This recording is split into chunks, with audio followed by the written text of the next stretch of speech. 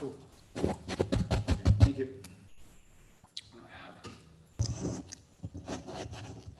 Okay, there.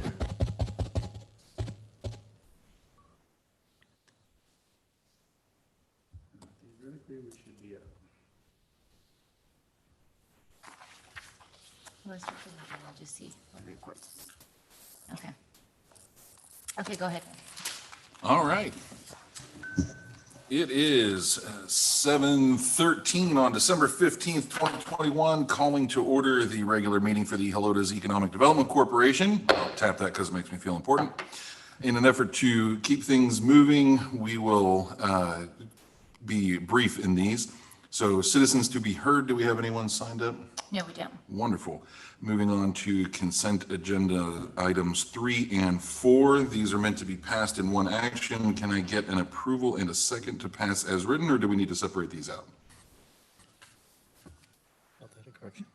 I motion to approve consent agenda items 3 and 4 Second. as written. All right, we have a motion and a second, so we're good on consent agenda items number 3 and 4. Moving on to items for individual consideration, presentation and discussion of Pacer AI analytics software. Mike Elrod. Army, good evening, everyone. Nice to meet you. Ooh, that's fun. Okay, so appreciate the opportunity. Hold on, I'm sorry. You did not vote on the consent, and y'all just, you had a motion and a second, but you did not vote. You need to Oh, vote. so sorry. So I need to vote on that? Yes. My apologies. Thank you for clarifying. Sometimes I hum a little too quickly. So all those in favor of consent agenda items 3 and 4, say aye. Aye. Those opposed, say nay. All right, consent agenda items 3 and 4 pass along, and we're now on to number 5. Mr. Elrod, sorry about that. Thank you. No problem. Nice to meet everybody, and I appreciate the opportunity to give you an overview of the Placer AI mobile location analytics platform. And so just in the interest of time, I will jump in, and if somebody would allow me to share my screen, I will get into that. You should.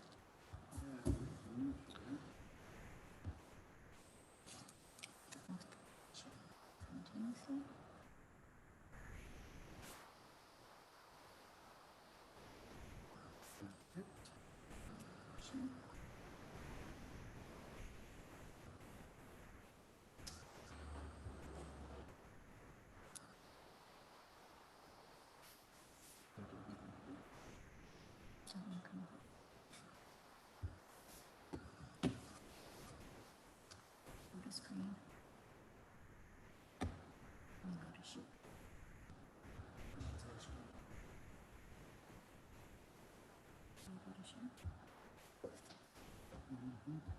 You know how to do it. I'm not trying to be condescending.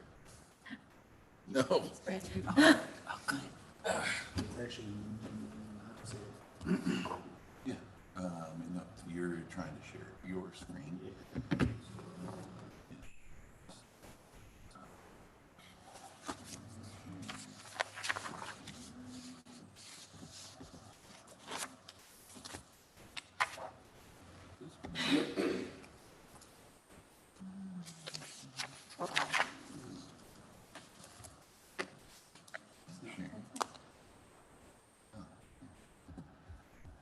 We're working on it. I understand. Thank you.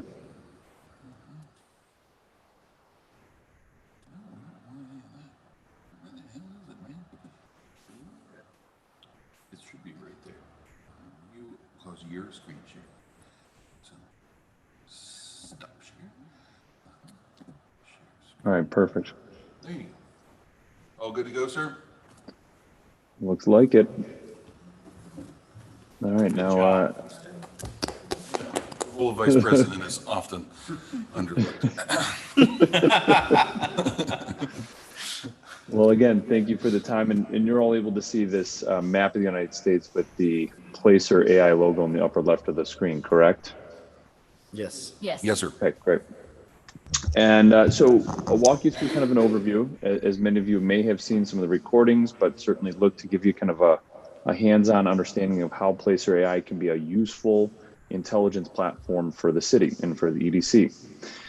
Look to do that as quickly as possible. Feel free to ask questions and certainly understand if there aren't any, just given the time and given, I'm sure, other agenda items. But to jump right in, we're a web-based platform. And so any user within the city or the EDC would just need simply a web browser to begin looking up location analytics across the city, or even being able to look up location analytics like retailers, like parks, like regions or districts in and around kind of the San Antonio region or area. Now, this Explore view is a great starting point for that. And what I can look at here as I zoom in, I'm now going to have these top visited venues, regions, or points of interest kind of relist themselves based on being the top visited venues, okay, on this zoom level. And so as I keep going in and honing in on Helotes, now I'm going to look at some of the top visited venues in the area. Naturally, pulling in some of that key retail just across the highway. But this is where a lot of our clients start, okay? To give some background on who we are, though, and I kind of shared a little bit of that, we are a location analytics company. And so we're able to show you these kind of levels of insights based on the millions of mobile devices that we are harnessing and observing data from. We're doing so anonymously, so we don't collect any personally identifiable information, but it allows us to be able to show you insights relative to venues like your fairgrounds or your market, even to your shopping centers, retailers, hospitality. We can even tell you, for example, how many people are passing through Bandera Road and Leslie Road from an intersection perspective. And in a more simplified fashion, that just means we can tell you how many people visited a particular place. We can tell you where they live, where they work, and where else they'd like to go. As a company, we're still pretty young. We'll have only been commercially available about 3 years at the end of this year. But inside that time, we've really disrupted the space, and we have over 900 customers active and consistently using the platform in that time frame. Cut our teeth in the commercial real estate space. We've got the big brokerage firms like CBRE and JLL on the platform, the big property owners, the big REITs, the big mall owners like Macerich and Kimco, a bevy and an ever-growing list of retailers like Target, Best Buy, Publix, Wegmans, Dollar General, Burlington Coat Factory, but just a handful of those names. CPG firms like Tyson's Food, hedge funds like BlackRock, and over 100 plus civic clients from all corners of the United States on the platform. Last but not least, we have airports and airlines, rounding out our sector served. We average about 10 clients onboarding per week, and we have a 96% renewal rate. So while it's in our best interest to see you successful, our clients are renewing 96% of the time because they're seeing extreme amounts of value in the platform and really being able to make business critical decisions based off of these insights. Now for today, what I have for you is the ability here to look at and understand 2 of your key public use, public space assets. What we did here is we geofenced Helotes Market in red. And so we're observing people that are going to enter into this virtual geofence to understand when they're visiting, how often they're visiting, how long they're staying for, to understand the demographic profile, understand where they're cross-shopping and really where they're coming from, right? Is this a regional asset? Is it a local visitor profile? Similarly with the fairgrounds, you can see the geofence for that property here. In this property level view, this is where we start to understand these patterns emerging as to who these people are and how often and where, et cetera. But real simply, in this level, we can actually look at up to 8 total points of interest at a single time. Our data will default typically to the last 12 months. And that's what we're looking at right now, December 2020 through November 2021. But our data is historical. And a lot of our civic clients really like the fact that they can go and actually benchmark past events to current events. Our data can go as far back as January 1st, 2017. That's when it would start. And they like the fact that they gain near real-time understanding of foot traffic patterns, being able to look at as close to as 3 days ago from real time. You can see we have data on the platform as recently as December 12th, and today being the 15th. Our normal lag time is about 3 to 4 days from real-time data being uploaded in the platform. Everything's exportable, downloadable, making it very simple and easy to use these kind of reports internally and externally. If you were to look and work with your local small business owners, providing them some level of insights relative to maybe a market study, foot traffic to events to show that there was impact, meaning the event drove foot traffic to their store or to the district. All of these reports can be easily exported out of the platform and consumed digitally or in print form. Now, before we actually get into the reports themselves, we need to establish a baseline understanding of the foot traffic to the two venues. This metrics section shows us that exact insight. We generate the number of visitors in the third row and the number of visits in the top row based off of our panel. We survey 30 million mobile devices 24 hours a day, 7 days a week to be able to understand location patterns across the country. These panel visits are the truth source, understanding the number of devices from our panel that visited the fairgrounds and the market over the last 12 months. We use those panel visits to then extrapolate to a highly accurate estimated number of visitors, the singular unique visitor to the two venues, and then the number of visits. Now, from there, we'll be able to glean insights around how those visits are trending. Think of this as ways to understand signals in the data, signals in those visits. For example, seeing a really large pronounced spike the week of April 26th through Sunday, May 2nd for the fairgrounds. Easily being able to identify an event, something happening, right? Drawing people into the area, more specifically. And I forget, I just can't remember off the top of my head what event this specifically was, but you can see this pronounced spike here. On the market side, you can see the kind of spikes and dips relative to presumably weekend foot traffic for maybe farmers markets or the different events you're holding at the market overall. We're able to show daily when we can actually aggregate down to that level, weekly or monthly trends on this line graph. Now here we're able to show you a trade area in the form of a heat map. Based on everybody who visited each of these two venues a single time over the last 12 months, we're showing you where they live, where they're coming from. The more I zoom in, the more granular these color-coded hexagon kind of icons become. The further out I look, you can actually see the regionality in those visits, even drawing people as far away as Conroe, all the way up into Fort Worth and Dallas, helping you understand a kind of a regionality in the foot traffic to these two venues. The further in I zoom, I'm now going to get some more granular insights on the localness of that audience. These blue dots represent your bottom 20% of your visits to the two venues here, and your red dots represent the top 20% of those visits. To give context, here's a 5-mile ring around Helotes Market. Look how much of that trade area falls outside of that kind of inferred local trade area via a fixed ring. From there, we tend to look at and understand other insights relative to the trade area. For example, in the trade area coverage by distance report, we can now really start to unpack where these people are coming from based on how far away they live. So while we're initially looking at a cumulative graph showing you how these percentages kind of accumulate the further away from the property people live, I particularly like the ability to look at the distribution of these visits. And take, for example, both of these properties having a pronounced percentage of those visits coming from people that live 10 to 30 miles away. Demonstrating to you, to local business owners, and to potential participants, right, retailers perhaps, of either of those two venues, that you're drawing from a regional kind of audience. Even looking here for market, seeing almost 10% of the visits to Helotes Market over the last 12 months coming from people that live 100 to 250 miles away. Now, as you work with your local small businesses, an entrepreneur, someone looking to expand, someone looking to open up a second location, you can help them minimize any cannibalization concerns within their trade area by using our trade area overlap report. In this particular report, we take 70% of the visits to the two venues. This could be absolutely, like you see here, the fairgrounds and the market. We could do this for a grocer. We could do this for a retailer, a QSR. Real simply, we're looking at 70% of those visits plotted on a map based on where people live, the core of the trade areas.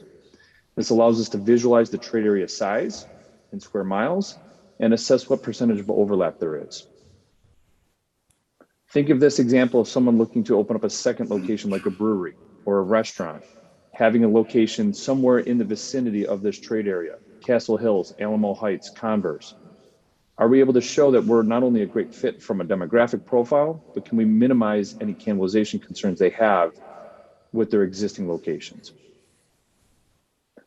And then within the trade area profile, this is where we understand a demographic understanding and a psychographic understanding of the visitors to these two venues within the trade area.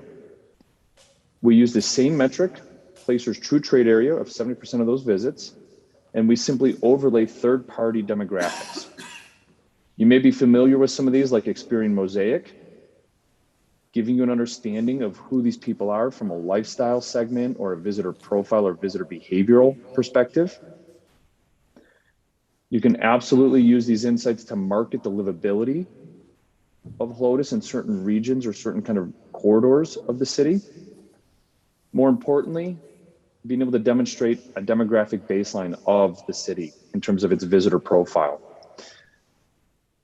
Looking at the trade areas in terms of market and fairgrounds, you can see that 265,000 people live in the trade area of the fairgrounds versus 663,000 people live in the trade area of Helotes Market.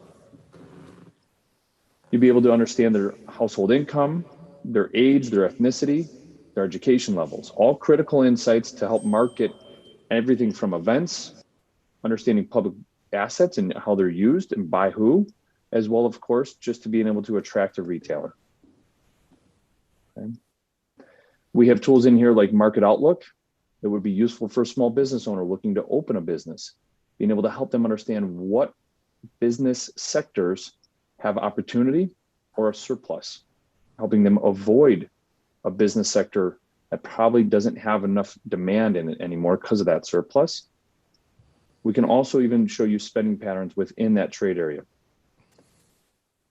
I personally like being able to look at and see how much money is being spent out at restaurants and seeing how these patterns emerge and change over time.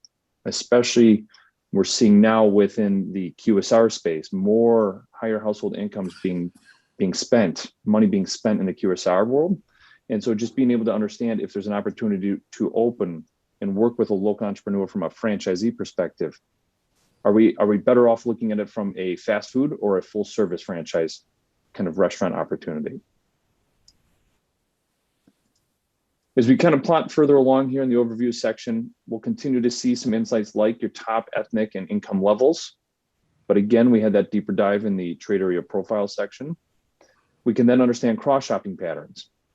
And this is actually a pretty interesting point of the platform where a lot of our civic clients, when they geofence their city, so to be actually being able to understand how many people are visiting the city, using that as a marketing tool, understanding residents and their visitor kind of movement patterns. This favorite places report, while just showing you the top 5 cross-shop venues, is critical in understanding sales leakage. So when your residents leave the city, where are they going and where are they shopping? So for example here, for everybody who visited the fairgrounds one time over the last 12 months, 64% of them have also visited the Rim. Visualize and understanding where that venue is. I'm sure you all probably are familiar with it, but certainly to help you give context to that travel, that trip they're making. Duncanville, Texas, for example, saw a really interesting pattern for their residents. They found that they have a ton of leakage with their residents in the apparel category, giving them an insight to help local small businesses open up apparel stores, boutique stores, showing that there's plenty of demand, but also a lot of sales tax leakage. So they're losing out on those sales tax dollars. The visitor journey, spider graph here is showing you that for everybody, where they came from and where they went to before visiting the fairgrounds and market and where they went to after leaving the market or the fairgrounds. And so the ability here to look at this relative to an event, to understand that for the event that we put on, did that draw people in to the city? Did they eat? Did they dine? Did they visit any of our retailers in the city prior to visiting the event space? Similarly, on the back side of that event, did they leave the event and patronize any of our businesses? This is a very impactful report that our civic clients use to understand the impact of an event and demonstrate to the local business community that it had a measurable kind of input or kind of value to the community. This next report is showing you the top roads people use to get to the two venues, the top roads they took leaving the venues. A lot of our civic clients are using this to understand infrastructure decision-making. So your top roads used are in red, your bottom 20% of those routes used are in blue. We have civic clients that, from a community planning development perspective, where they've instituted bike lanes. Are we seeing patterns emerge where now traffic is shifting to avoid those bike lane used roads? We've seen clients use this to understand gateways.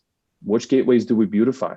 Where do we kind of justify the budget to improve everything from like wayfinding, signage within a city, helping give you kind of database conviction to make that decision because we're able to generate insights that show these are the top used routes and roads or gateways. We can then look at these visits by hours of the day. Sedona, Arizona signed up for one of many reasons, but this particular report they liked because it was helpful to help them pick locations for a local business owner to open up a brunch restaurant. And so they were able to understand patterns emerging at some of their key retail venues. Which of those venues had stronger morning visitation levels, helping that local business owner pick the right spot and kind of teeing them up for success. You can look at visits by days of the week. And then lastly, length to stay or dwell time. Some of the newer capabilities here, the ability to look at vehicle traffic counts passing by a location. Being able to see kind of a heat map index based on days of the week and time of the day. We can show you plan development. Showing you how much construction is at the planning stages across these categories, how much is in the construction stage. Even being able to show you, for example, everything from residential, a lot of residential, office and medical, a useful tool to demonstrate to anyone looking to maybe open an office, right? Open a business, even retail, be it large or small, demonstrating that within the region, the potential and forthcoming just organic foot traffic that's in the area. Our last report here in the area analysis is crime incidents. So actually being able to see granular insights around the crime, useful to what it may be useful for, but available in the platform nonetheless. The last thing I'm going to show are some great tools that our clients are using from a civic perspective around understanding where people are visiting. Where are they visiting the most in our city? So a lot of our civic clients are taking this kind of heat map and they're applying it to their city boundaries. And they're looking at and understanding where people are moving throughout the city most, using these insights to understand if there's opportunities to redevelop under-visited parts of the city. So this is a nice report that a lot of our clients are ordering and using. We can even look at the top routes and roads used throughout. You can look at the visits by days and hours of the week. Even being able to show you favorite places. So where all these people are going that have visited a common place, like maybe your Bandera Trail. So I'm going to take a pause there. A lot to sink in. Happy to stick around for some questions, but I think just to give you some context, that's what you're able to kind of glean from the platform. Happy to share any kind of available kind of collateral, like our municipalities guide, to understand beyond kind of that, economic development use case of retail attraction, how this can be a benefit to the city overall.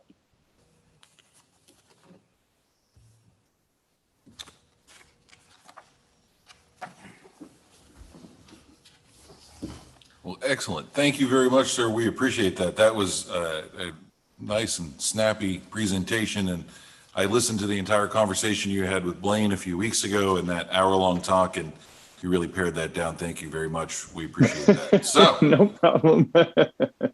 I'll open the floor for discussion. We will start down on the end here. Jeff, what do you think? My question, I guess, is how are we going to use it? I mean, I see everything it does, but Lynn, what are your plans on how to implement this? So a lot of what Mike went over are aspects that how we would utilize the software outside of just a marketing tool to show the demand, the leakage, cannibalization. You have the other aspects that previous board members have questioned when we sponsor events, how do we know that's doing anything for the community? We have no way to measure that. This has the mobile tracking capabilities, so we can determine if there's a positive impact for that particular event or not. I think one of the challenges in the example with Marketplace is that you have Flores Country Store down there, so that skews that particular data set unless you go and break out each individual weekend of Marketplace, which can't be done.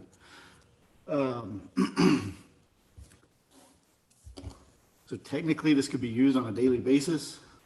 If there's a need, it can help existing businesses. You can identify either their competitors' customer base, or maybe they're unaware of where their primary customers are coming from.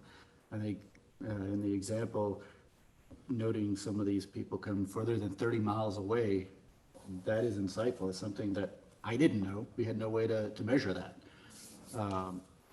But even on the basic demographic side, we used to have access to software through Bear County, and they canceled their contract.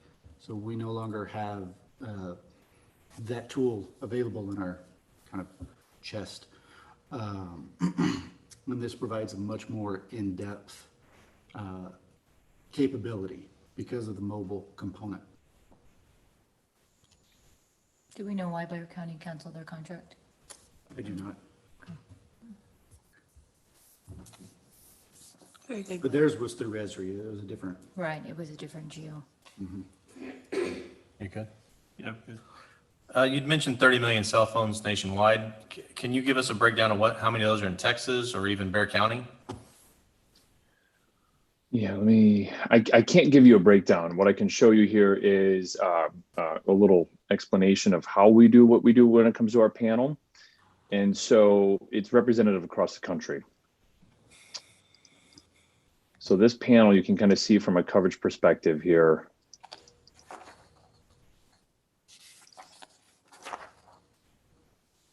Right, our team has been building this algorithm, the ability to extrapolate to these highly accurate estimates since 2013.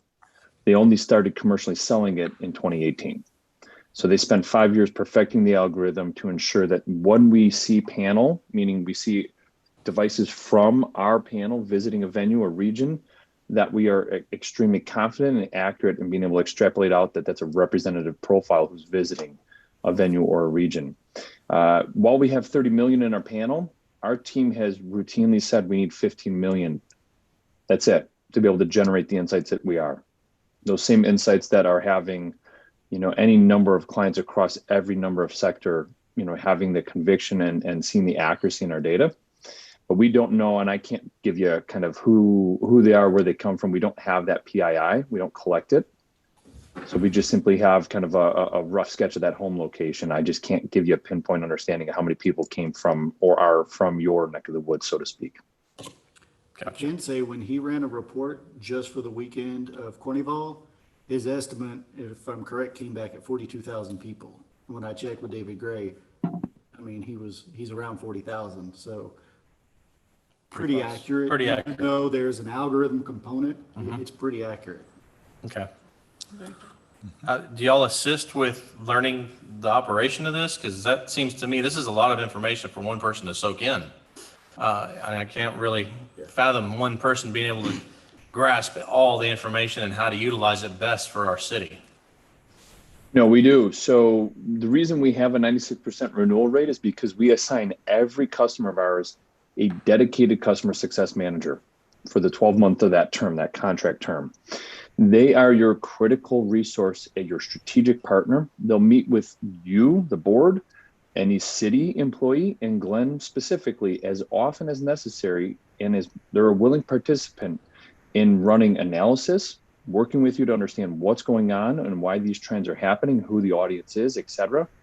There's no limit on how often Glenn or anybody from the board of the city would be able to work and call the customer success manager, ask questions, schedule meetings, help and assist in building. Now, they won't build reports, right? They won't take data out of the platform and kind of build the narrative for everybody. They will work with you and help you extract the information out of the platform so that it's digestible, usable, and you can use it internally, externally.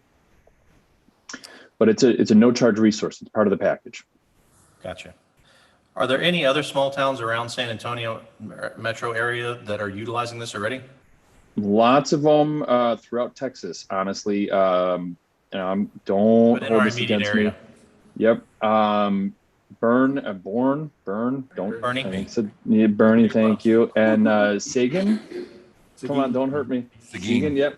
Seguin. But we have McAllen, Texas, Alamo, Anna, Texas, Grapevine, Fort Worth, visit Fort Worth. Probably blanking on a few others, but yeah, from a local perspective, those are two that come to mind, and then some others that just I know off the top of my head. I can say that the other competitors in this field are 30,000 plus on an annual contract. So this is the only platform that I have found so far that can base their fees on the population size. All the other companies, it's just a flat rate. Doesn't matter if you're 2 million population or if you're 5,000. That's interesting. That's it for me. Sorry. No, I'm good. Jeff answered everything. I mean, Glenn's very thorough, so. I think I personally am good. You answered all the questions between this presentation and the phone call that I had, so thank you very much. Melody? I think it's wonderful information that can be used for small businesses. But I was wondering, Glenn, how would you reach out to the businesses and let them know that this information is available to them? That will have to be done through a marketing campaign. We can have the information on our website saying we can do custom reports, but it'll have to be more of a grassroots marketing effort. I think we need to be careful. Right now, it's a staff of one. If I have 200 businesses asking for personal reports, that'll be my full-time job. Yes. So we just need to be cognizant of that aspect. Is there a way to automate it to where No, this is relatively, it's a one-user license. The city and my department have access to run reports, but it is not a public-facing platform. So it's more, the focus more is for the civic use than really an outreach to small businesses or the businesses, because we don't have the manpower for you to provide those reports for everybody, 200 businesses or whatever we have, 150. Not for everybody. Not everybody, yeah. It'll be a challenge. Yeah. Right, it would be Okay. more of a general of showing who's coming to shop at Helotes, not who's Right. coming to shop at this one particular business. It's who's coming to shop generally here at Helotes. Like, he showed someone from 30 miles came to market or came to the Corner Bell or so forth. It would be very difficult to just say, okay, who came to Hope Cleaners or who came to Right. Walmart or so forth. Plumbers and things like Things that like for industry specific. Yeah. The software can do it. You can go down to an individual lease space, a property, or a block on the information it collects. But it's time consuming to Right, do. that's That's the- the thing, it's time consuming. It's not that the software couldn't do it. It's just very time consuming regardless if you had a huge staff or you had one staff. It's very time consuming to do that. Okay, that's all my questions. Thank you. Joel? Thanks. A lot of my questions have been answered. You had mentioned that you and the city would have access to the information or to the login, which I think is a good thing, which is nice that we'll actually be able to share that with them. I'm sure they can use it for many different things as far as marketing goes. So, okay. So yeah, you and the city would be able to access. Okay, that's what I want to confirm. What was the other question that I had? Yeah, you wouldn't be able to run crazy amounts of reports for people. It would be more, I mean, I could see you using it more of a way to attract businesses to the, which I think is the goal, but also to help those that are But here. if we know of a business that's struggling or in need of some other type of service, obviously we can do that. I think on a case-by-case basis, but trying to physically go out and do a report for every business. Yeah, it's not feasible. So this is nothing we can see return on our investment. It's going to just be good information. Directly. It actually shows if we get a return on our investment on, Tax dollars. sponsorship and tax, But we won't see the direct. specifically, no. But it gives me the same quality data that most of the national retailers have access to. Helotes is not top of mind for most national retailers. They San Antonio and et cetera. So we have to do our job and be able to provide accurate information. Can't make it up.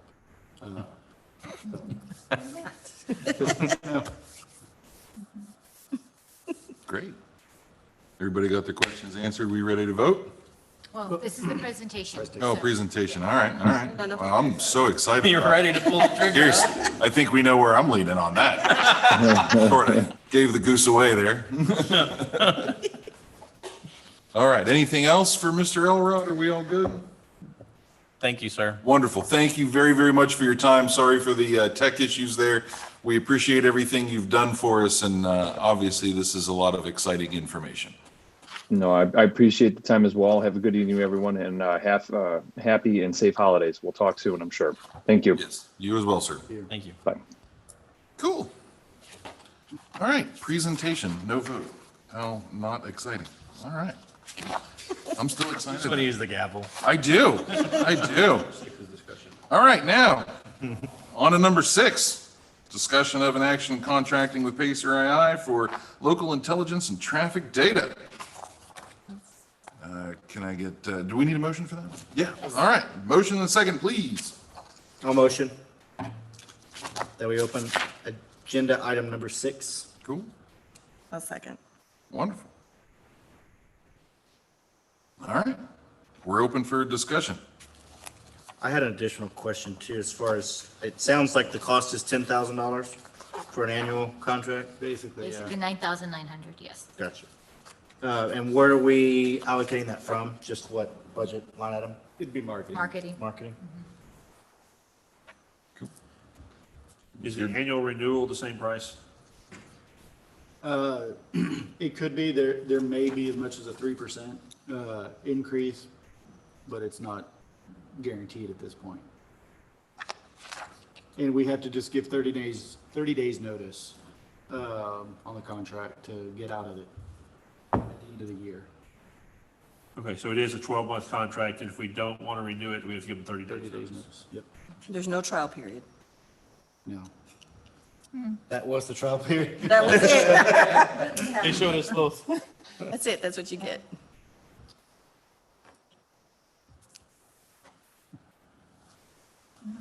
I think it's a great tool. I'm just curious to see how it would all work out. I mean, putting all that weight on your shoulders on top Yeah. of your other existing work. It's a tool that I need, I can tell you that. Yeah, that was going to be my only I question. think it's more of Do a, you want it? Do you think it's useful? Absolutely. All right. Okay. So you've had this tool similar with Bear County, and you have that information no longer available. So you're needing something to replace that information, and this is a lot more robust than what you had, A lot more basically. robust. Yes. The county was just traffic data, wasn't it? No, they had demographic data, but their data came from the census and from one other source. So it is a lot more static, done on an annual basis, where this is current, lags 3 days, and has the mobile analytic component. You couldn't do trade area and heat maps and all that stuff with the county software. All you could do is drop a pin on a point and do a radial for that demographic. So it was very limited. And even that software is extremely expensive through Esri. And for city use, oh, yeah. This would be very I think helpful. the city, I mean, at least for the first year, we could see what the reports, until you do the reports, until you can see it, I can't sit here and say yes or no, but I think with the reports that he's saying you could do, I was looking at the company. This is on over 500 apps, and the minute you turn on location, that's how it tracks you. The minute you allow that application that you have on your phone, that's how it tracks any of the phones. So any of those with 500 different apps that this analytical is on, that's how you're going to be able to track these mobile devices.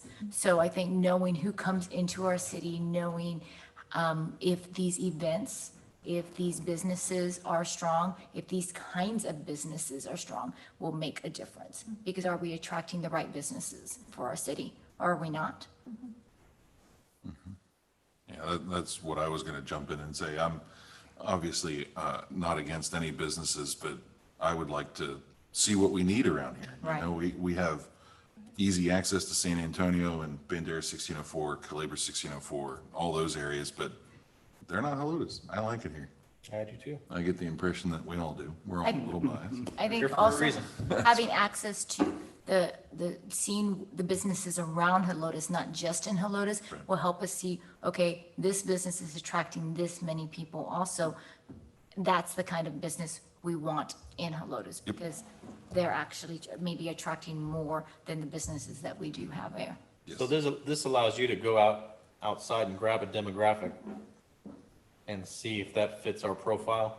Correct. So I can even, if you threw out a company you wanted to attract, woodworking, I could literally go out in all the markets they're at, see what their demographic is for that location, see if we match up.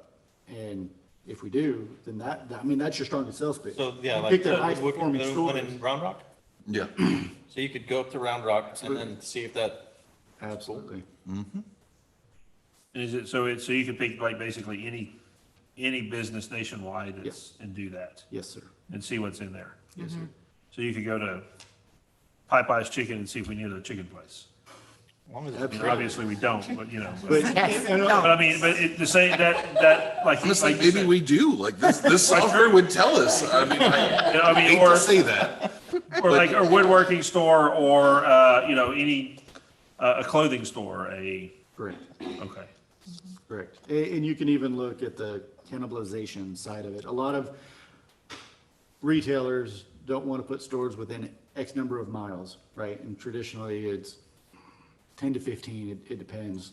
But I've seen in some locations where they'll put 2 stores 3 miles apart from each other in a high demand area. So if you justify that, then you can use that to try to lure them here. Glenn, we Without could giving any specifics. also do it the opposite, where we see a store right outside of Helotes that we might not have or something, and see how many people from Helotes are actually going to that store. Absolutely. You know, so that's the way I see it as a city administrator, you know, as in the city aspect of it, seeing how many of our residents and our citizens are going outside the city because we don't have that, and So- that gap is. So an here in the city. example would be like you go to Chick-fil-A down there, I'm picking on chicken. But go to Chick-fil-A and see how many of our residents go there. Right. And then you could justify to them, hey, this is why you need to come here with a location. Right. Or you could even try to get them to relocate if their lease is coming up. So there's so many different ways this could be utilized, and that's why I couldn't stress enough, I think, how useful it is. And you're right, it could be a rabbit hole, right? Spending a lot of time and data crunching and all that, but you do it as you have a project, or you're trying to recruit a certain business.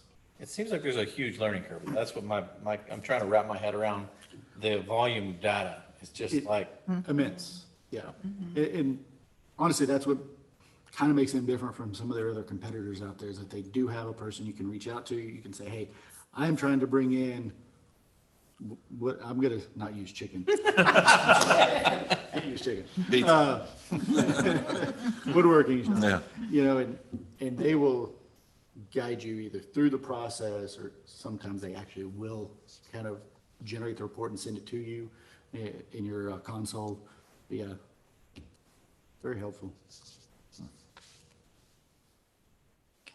Interesting. Anything else?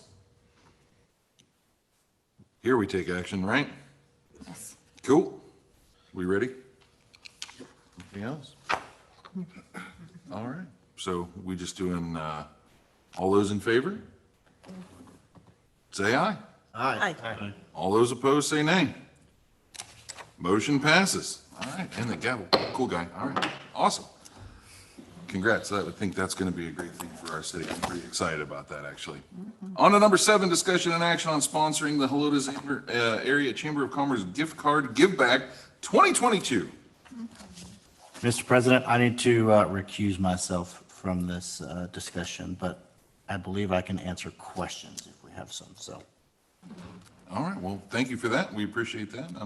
We'll see if we have any questions. So the basic gist of this is last year in 2021, the Helotes Chamber of Commerce did a gift card giveaway. I believe they had, what was it, like 15,000, something like that total? Yes, sir. Somewhere in there. And it was basically a 50-50 kind of deal in the, where you purchased a $25 gift card and you ended up with 50, or something along those lines. Well, the EDC gave the Chamber of Commerce 10 grand towards all this. And if I remember correctly, we sold out all of that inside of 12 minutes, was it? Yes, yes, sir. Something Ridiculous. ish. Yes, the site crashed. It was extremely popular. Everybody loved it except for those who couldn't give gift cards, myself included. It's like I didn't know anybody. I had no pull. So the real question here is, do we want to do this again? So I'll open that for discussion. Joel's out, so you jump in. We'll start to the left. Ladies first. I do support the program. Did you? We needed to Oh, motion. sorry. Oh, we need a motion. I'm all I excited. motion to discuss the action of sponsoring in the Helotes Area Chamber of Commerce gift card give back in 2022. And a second. Okay. Second. And we do have a representative here from the chamber that can speak to, have any questions or? you can- Wonderful. Is there anything you want to jump in and say that I didn't encompass? I would love to hear it. Sure. Hi, thank y'all so much for having me. My name is Lydia with Sturgis of Texas. One of the things that I find beneficial is the EDC's involvement in this is just showing that it is going through and doing direct, I want to say, support of the local businesses in this community. Because if you are not in this community, then you're not involved with that particular program. Our guidelines on how this is run is very specific of it being in this community, and the money is going straight to this community. But as your new program might show, you're going to get people from very long distances purchasing because it's an online program and the way the program is run. Now, one of the additional things that we're going to try and work with y'all this year is finding additional ways to make that 12 minutes be more than 12 minutes. Because I know from a personal standpoint as well, I was in the same situation you were in, John, in the sense that, yeah, sorry, it's gone. But that just goes to show what a great program this is and how much it really can benefit this specific community. And that's a direct influx of cash into this community. The Helotes Area Chamber is going to match the dollars that y'all put in, and our board has agreed to match the 10,000 this time. So we will continue, and we're hoping y'all will, if you hear of anybody that would like to sponsor as well, we're going to continue to seek out sponsors for it as well, to go past that $20,000 because we really see the value in it. Did y'all have any questions? The only question I had was, it was a 50-50 thing last time. Oh, you bet. You buy a $25 gift card, you get a $50, you get a Are you 50. still planning on doing the 50-50 part? Yes, sir. Okay, Yes, sir. I think that's what draws the most people in. hugely. And we do want to try and maybe do it, we've got some ideas of maybe doing a couple on different days or something to that effect, this group does it this day, that kind of thing. It's just kind of, we want to be equitable to everybody and Sure. make it better than 12 minutes. Yeah, well, I mean, it's a wonderful problem to have, that's for sure, especially for our local businesses. I agree, because it really does show that people, even, like I said, outside of the Helotes area, participated in that because they bought into the Helotes area, which means that outside money is coming in that otherwise might not. Right. Any additional questions?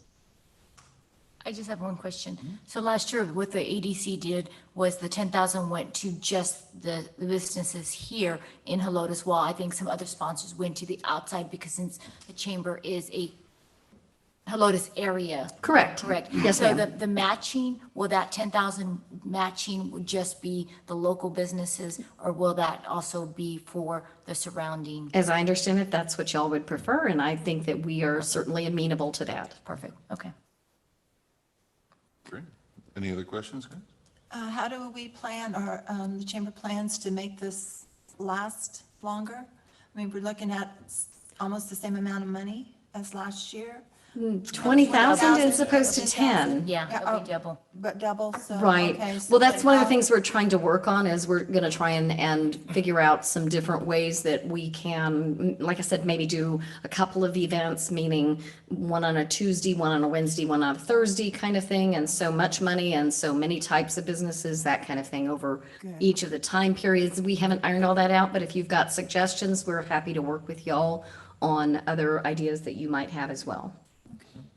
So we've doubled the pot this year, okay. So right now, we're just approving that.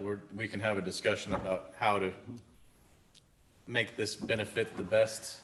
Well, I think that's something that we're definitely going to work on, and any input that y'all want to have about that, that's great. But our objective at this point is to validate that the board did agree that we would match the 10,000 that y'all were offering. And we're discussing if we're going to do it, how much we're going to do it, and if we have any restrictions, parameters, like we're sponsoring Helotes businesses, not area businesses. Gotcha. Okay. Because all my questions are directed differently. Yeah. For another discussion. All right. Anything else? Otherwise, are we ready to vote? Okay. So, as written, we have it for $10,000 for the EDC to sponsor the Chamber of Commerce gift card give back program in 2022. All those in favor say aye. Aye. All those opposed say nay. Motion passes. Gavel again because I'm cool. All right. Didn't screw anything up yet? Didn't screw anything up yet? No. Cool, all right. Thank you very much for the presentation. I appreciate that. I didn't know that's why you were here, but thank you very much. We're on to number 8, discussion action contracting with 360 Zone to provide Google 360 tours to businesses located within the city of Helotes. Motion to discuss and second, please. So moved. I'll second. Wonderful. All right, so we're opening the floor to that one. So Glenn, do you want to tell us about that one? I believe most of you are pretty familiar with the Google virtual tours that we did last year. Jeff, I think you're new to the board. I was there when y'all did them before, Okay. in years past.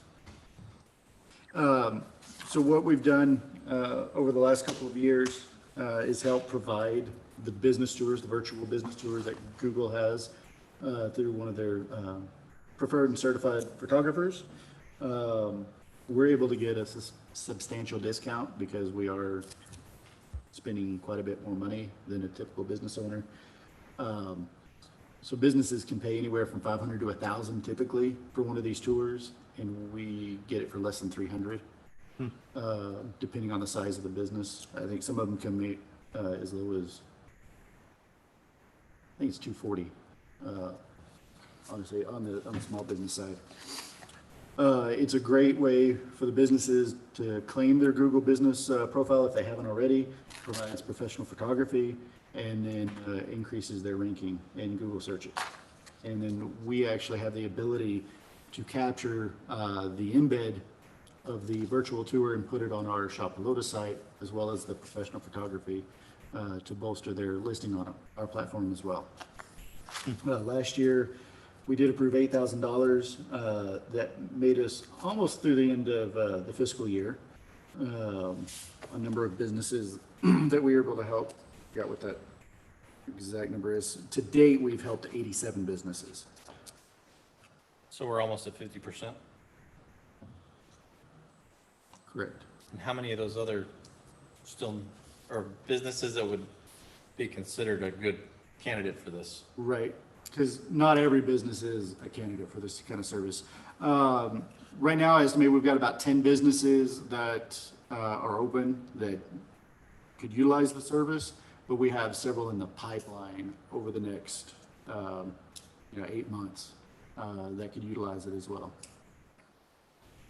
I think 8,000 is a pretty fair number for this year, and always if we utilize all those funding, we can bring it back to the board for additional funding. If we don't use it, will it just roll over? It doesn't roll over, it comes out of marketing, so if we don't use it for this, we could use it for something else. And this would be used for strictly new businesses, not going in and refreshing olds, is that correct? New to Google virtual business tours. So if it's an existing business that has never received one, then they would be eligible. I think his question was. Like, it's like if when it's a did we- business that's already done it, Right. Correct. 3 years ago, 4 It's a years one- ago. It's a one-time thing from us. Gotcha. Okay. I do know this particular vendor discounts his service for businesses that want to do a refresh. Like if they move locations or something even, Or update. So or update. the way the program is written, if a business relocates, then they qualify for a new business tour. So if they're in the same Makes spot, sense. then they don't. I think that's reasonable. Because that's a new C of O and all that kind of process, so. New location, looks different inside. Yeah, change the walls out, so. Yeah, but if we're even able to offer them our discount, if they want to redo it, that's a benefit to them. It is, absolutely. Absolutely. Any other questions? Ready to vote? All right. Taking an action on item number 8, the 360 zone to provide Google 360 virtual tours to businesses in the amount of $8,000. All those in favor say aye. Aye. All those opposed say nay. Motion passes. Wonderful. We're on to number 9, discussion and direction on creating a tenant improvement grant. Back to you, Glenn. Oh, we need a motion Thank you. I'll listen. I motion. And to a second. discuss and direction. Second. Wonderful. I'll get this down by the time we're done, don't worry. You're nailing it. Oh, no, I'm gonna get in trouble.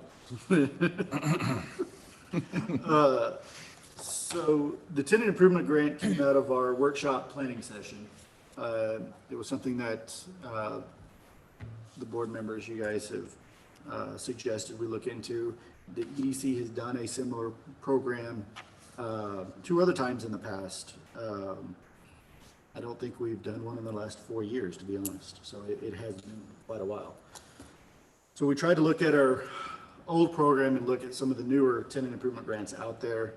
I wanted to give a starting point, so that's why I drafted this particular proposal. Any of it can be changed. So I think the key aspects are defining the general goal of the program, identifying the types of businesses that can be eligible, the ones that are not eligible, and then looking at the eligible improvements. I'm not sure if there's any way to change that. Most of it, we're trying to tie down to fixtures, things that are bolted down that aren't going to necessarily disappear if a particular business went out of business. And then the funding per business. I did something a little bit different in this particular program with doing the scoring matrix, trying to break down how much money each business could be eligible for. We're not just looking at square footage or total sales or those aspects, but adding in number of employees, the lease term, other factors I think that could affect our return on investment. And then the fact that this is a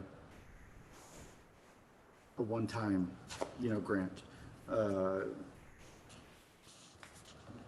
So I think I have a 5-year clause in here. So a business, if they apply, if this gets approved, they wouldn't be eligible for another 5 years, and that's only if there's some type of expansion.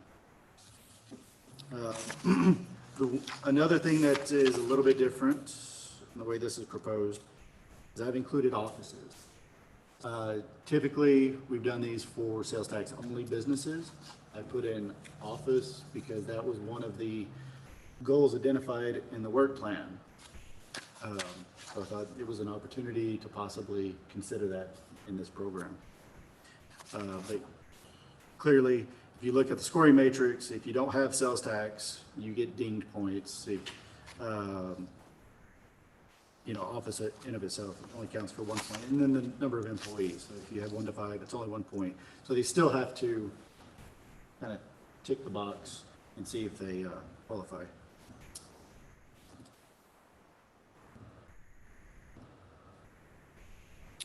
All right. I have a question. Why, I look over here, the non-eligible, why are you eliminating those particular ones?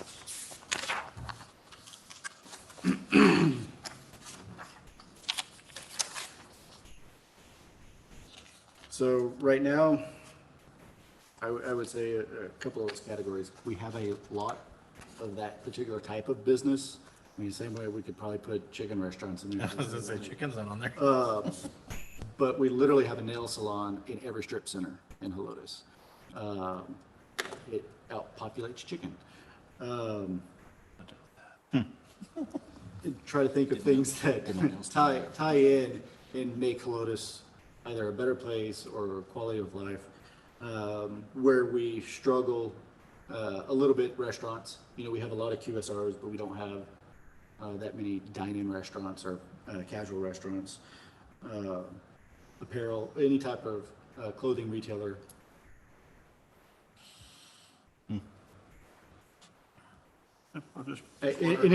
All of this obviously can be changed. Right, I was just wondering, capacity wise. I don't see a total. We have every manufacturer of auto parts, I believe, here in Helotes already.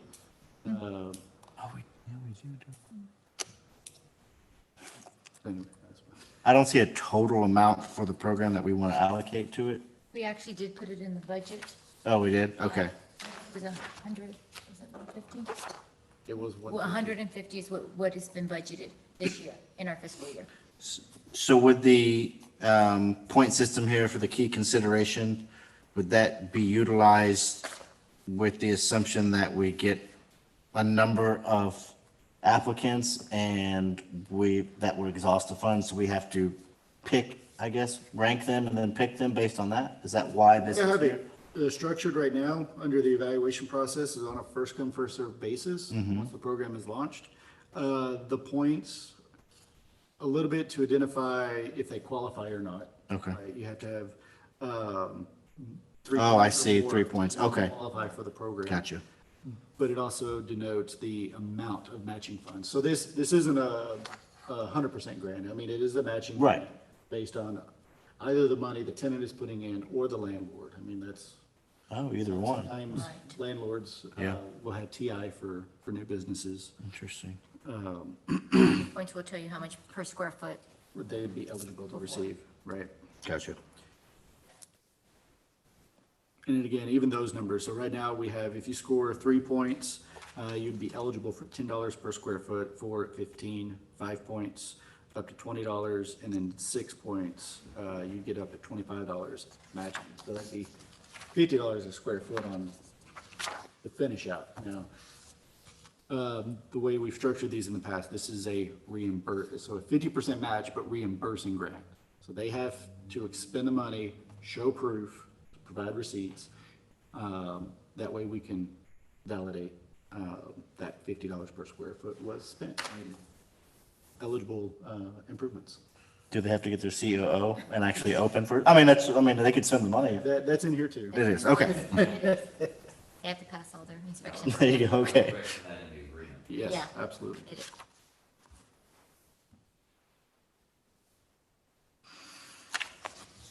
Anything, Melanie? No, no questions. Anything on this end of the desk? We need more businesses anyways. So that's what we're here So for. you like the idea of keeping Gotta office? attract them. I like the idea of Yes. keeping office for sure. We need someone to eat at the restaurants during the day Very true. for lunch. Awesome. What is is there a line item specifically for this within the budget? Yes. Perfect. And I'd even put a construction timeline in here, because we have seen in the past, and I think the city has experienced a few issues with businesses. Taking longer. Yeah, good way, right? So once they request the funding, they have to begin the project within 6 months. once the project is begun, they have 9 months for completion. There is a clause to request an extension, so they can provide reasons, and then we can give them a time extension. But try to get them in and utilize the funds and not hold it over for. Right. Great. Is this open strictly to businesses? I mean, it says business type, but what if one of the churches came and put in an application, would they count? That's a good question. I'm pretty sure it's for profit, It's for profit businesses, yes, sir.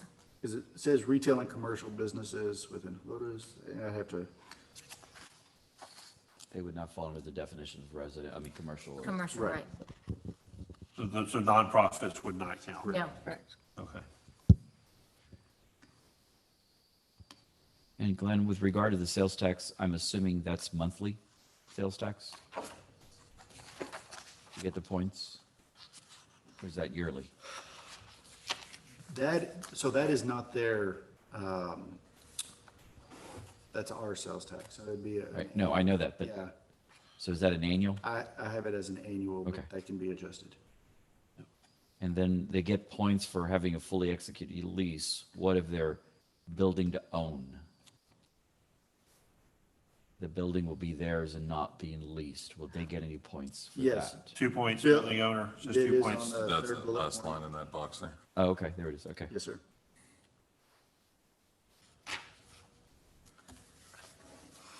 So I can actually make that distinction too on the annual.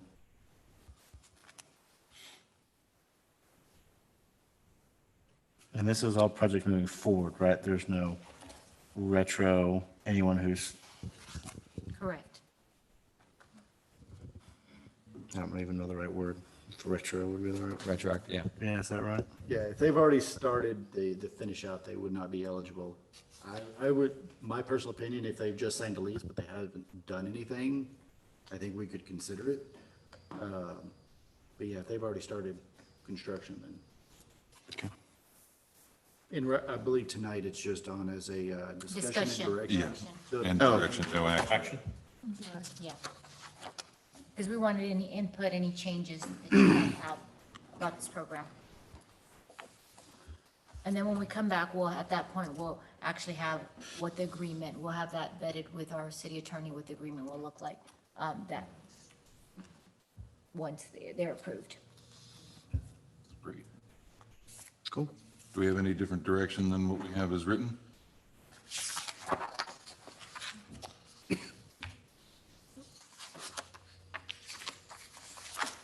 Aside from adding annual to that sales tax, that's the only thing that I would put in there just to clarify that a little bit better.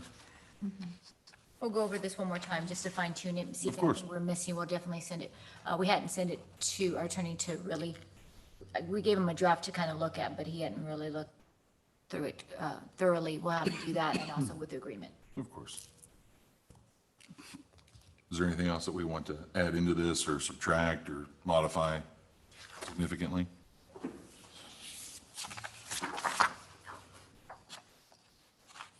No, I agree. Okay. I got one, this may be in here and this may be a silly question, but, this is for finish out, correct? Would not apply to anyone who's a building owner applicant that would be building a new building, or would it? Could it? Not for constructing of a building. If you have a business owner that's constructing his building and then wants help on the finish out, Gotcha, okay. Interior only, got it. Correct. Good question. All right, good to move on? All right, because we don't need to do anything with that one since we're just chit-chatting about it. Fantastic. Number 10, discussion and direction on creating a community arts program. Can I get a motion to open the floor for item number 10 and a second, please? I'll motion that we open agenda item number 10. I'll second. Excellent. Back to you, Glenn. You're important tonight. And every night. again, this was another one that was generally discussed at our work session. So I tried to go around not only the area, the entire country. We found some really good examples in California of art grant programs. And see, it's my first attempt. This was a new grant for Helotes. We've never done an arts grant. So identify the types of art projects.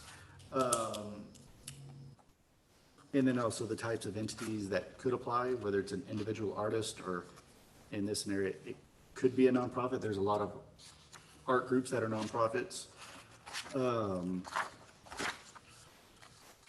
So what I've looked at is murals as a possible category.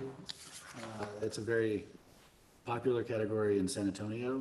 I know the city of San Antonio just launched their mural art program. And so whether it's an individual business or it's a public property or, in San Antonio, they do overpasses and stuff, bridge columns and everything, can qualify for their art program or arts grant. Put in here like a small art grant and then a major art project. The locations, it would have to, my thought on this, would have to be in a public right-of-way or on a commercial property visible from the public right-of-way. So residents, trying to eliminate residents from applying for some type of art grant, or a business trying to do an interior wall or something. I think in general, the idea behind this is marketed for tourism, to try to create some more reasons for people to come out to Helotes. I think this board in prior years has even talked about having more like sculptures or works of art in Old Town. Where we don't have anything. We spent a lot of money on beautifying the area. So I think we can kind of accentuate that and encourage people to come out, not only visit, take photos, and start making a bigger splash in social media, Instagram walls. That's where I think got the thought behind the murals. And we've had this year we had 2 muralists reach out to my office requesting if there was any incentive programs out there they were interested in donating their services if just the materials were provided. So Interesting. Do we have a maximum dollar amount on this? I would, so looking at our marketing budget, I probably consider somewhere between $15,000 to $20,000 in the first year, like have this be the inaugural, almost a pilot program, and see what kind of interest we get. I think one of the other actually key components to this, making it possibly a little bit easier for the review process instead of bringing each project before the board of directors individually, create a subcommittee that could include people from the city, city council, to actually review the projects and see, is this something worthy of being in Helotes and of interest to support? Right, because we'd have to approve it and then it goes to council for approval then. I guess there's a lot of ways it depends. So tonight, this is a discussion item. If next month the board approves a $15,000 limit for this particular program, yes, that goes to council for approval. Each individual project doesn't necessarily have to get approved by council. Gotcha. But then again, I think it may depend on the location. Right. Right. There's other parameters. Right. I would just feel like that would be goodwill to Does probably. this fall under P and Z or anything like that with, painting murals on the side of buildings and? Yeah. I mean, Usually they're in the code of ordinances right now, murals are allowed. They don't have to get a permit. My understanding, the way I read it. But having this at least gives us an ability to then have input. We'll have to figure it out along the way. Like a work of art technically does not have to have a permit. In certain zoning. Yeah.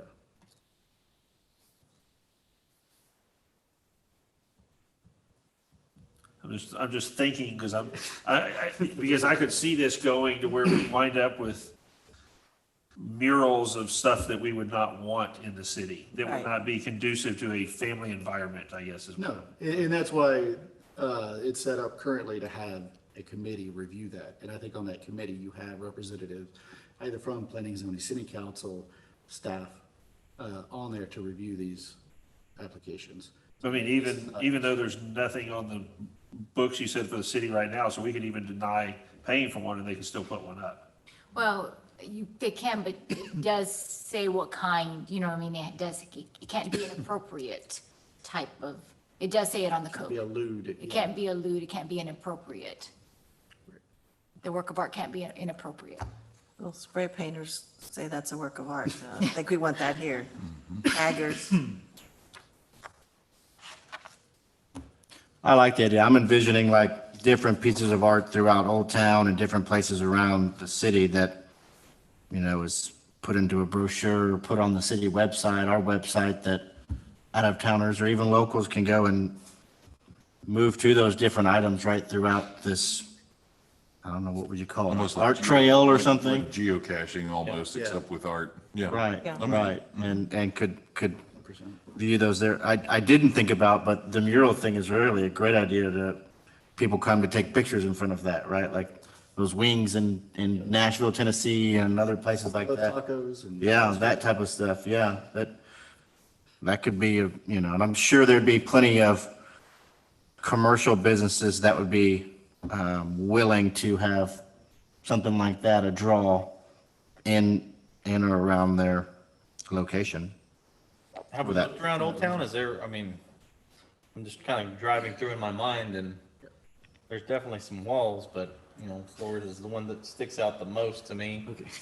And you got Elf right next to the bridge. Flores would Byron's gonna probably be be down with the- that. I will say Flores is going to be the exclusion because it's a historical landmark. Yeah. Most of the other structures in Old Town are not, so a fair game, but unless you paint the fence, so that may be the only thing not protected by the historical landmark. And that was kind of where I was thinking, was that the fence right in between Elf and that fence right there. It's a low traveled area, easy access. Right. Are we going to have something that says these are the locations? Or are we just going to let them choose what location they want? I personally think we a little bit let them choose and also guide them. Like a theme. Oh, we could. And then we have to get approval from the business owner? You'd have to get approval from the business. This is, like I said, at the drafting point, because there's a lot of different things. The city doesn't own a lot of the public. We don't have a lot of green spaces. We don't have a lot of public buildings. So it would have to be a partnership with the businesses. It would have to be a partnership. Some businesses are not going to welcome this. Some businesses, so we'd have to definitely figure out which ones do. And we'd have to figure out and make a decision, okay, maybe it is, these are the only one, these are the businesses that want to partner, so these are the locations that are available. And then at that point, that would be part of the application. So it is a definitely work in progress of deciding and going to other cities and seeing how they did their grants program. City of San Antonio, when they first started theirs, they started off with the cows. And it wasn't a mobile, it wasn't a permanent structure. They just started probably this year or last year doing permanent art, which was murals. Prior to that they did mobile, where it wasn't permanent because businesses weren't sure how they were going to react or how they were going to like it. So they didn't want to commit to it. So they did that. They did the cows and so forth. And then they saw, hey, people are coming and they're not just taking pictures, they're actually coming and eating or buying or so forth. And they saw the foot traffic. So at that point, probably this year or last year, right prior to COVID, it started really picking up. That it is a bigger city, but other cities are doing that and they're seeing that. And especially with COVID, after COVID, they're wanting that foot traffic to come back. Yeah. In the current applicant, or the proposal here does require property owners' permission to even be considered. So they have to submit that upfront, that they have permission from the property owner. Does it go all the way to get like some type of easement to where if that building were to sell or if that tenant moved, that they'd still be able to remain said mural there or whatever? How does that work? Yeah, that would, I think that has to be discussed. I have seen in some cities require the business to sign over an art easement. I'm not sure how this state works necessarily. That was in California. But we could require the property owner to say that it will not be removed, painted over, et cetera, for a specified period of Period of time. time. Yeah, that makes sense. yeah, it'd be indefinite. Right. You can't make it permanent. I don't think in Texas you're allowed to have an easement, but by agreement, it can agree to a certain period. Makes sense. I almost think that it would be better to start with something solid structure, not murals, to get us off the ground. See if that's working. I mean, I'm picturing like, in my mind, it's like a cowboy museum. I don't know if y'all been there, there's a bunch of art outside that, you know, You could even do something that lights up or whatever too, to yeah. have it visible during the nighttime would be, I mean, I'm not an artist, but that sounds pretty cool. Whatever. How does the city council feel about it? Have they been No, we briefed on it haven't, at all? they have not. This is the first time it's coming to, I mean, we talked about it at the workshop, and so that's why we're Right, presenting. As for- Art is just such a broad topic, you know, it's a, I mean, we're not gonna let people do NFTs and have little glass structures moving around, but Again, requires a committee to approve the project, so not everything will get installed the way the artist wants, you know? If the project is deemed, like some type of digital NFT, likely would be denied. I don't see a committee approving it. That's where I would jump in and say, even though I'm not excited about murals, I don't think we should exclude that. I'd like to see what ideas folks have, you know? I'm not an artist, I'm not gonna paint one. I don't know what it looks like. You know, maybe somebody comes up with something cool. I love tacos, how simple. And it worked. And I do love tacos. I love corn. Absolutely. I love corn, yeah, absolutely. It's catchy, close I to, love Helotes would probably attract people, honestly. absolutely. Can we do an I Love Chicken at this point? I mean, You know what? I think we need one more chicken place. Take the side of it up for the or something. So do we have any Chicken other, wings. do we have any other discussion here for our crew? Or are we pretty good with how this is written? So what's the next step on this?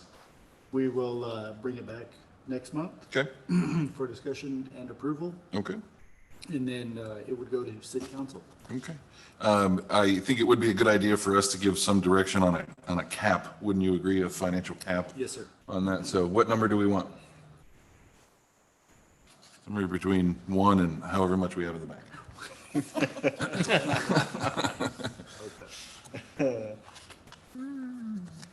Is it, you know, because you got some numbers written on here, up to 1,000, up to 2,500, over 2,500. Yes, sir. Is that how much we're giving, or is that how much it costs?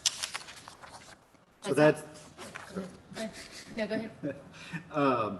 the way it's structured is a one-to-one match, and that's the maximum matching dollars for that particular. Okay, so it'd be up to, you know, $5,000 for them to max out. The project cost, yes, the total project cost.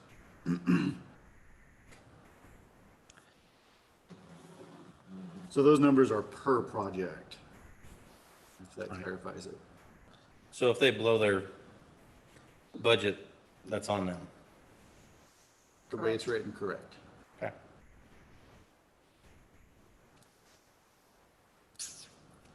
I mean, I'm fine with the figure that 8,000? was talked about, 15, 20, yeah.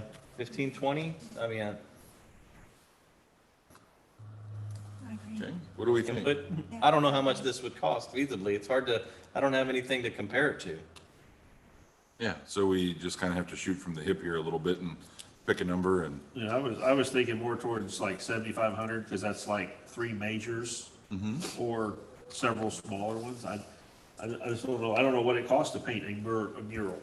right? I mean, you know, we're just still on the murals. I mean, I don't know. That's just, Yeah, there's some of I'm not anti-art, but I don't know about spending $20,000 on art. so even though we allocate We don't have to dollar spend it. amount, it doesn't have Right. to. But somebody might come with beautiful project, and we like, that's Helotes.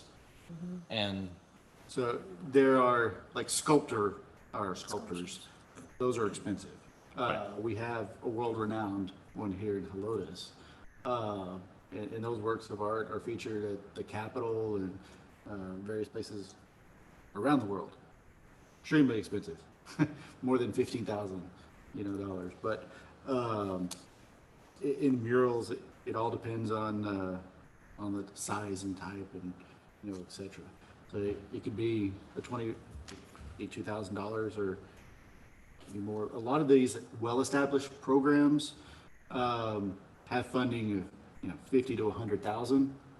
We're not in that ballpark, and I would never consider that. But $2,500 or $7,500, it's possible you may have one project if it's a major, something that comes in.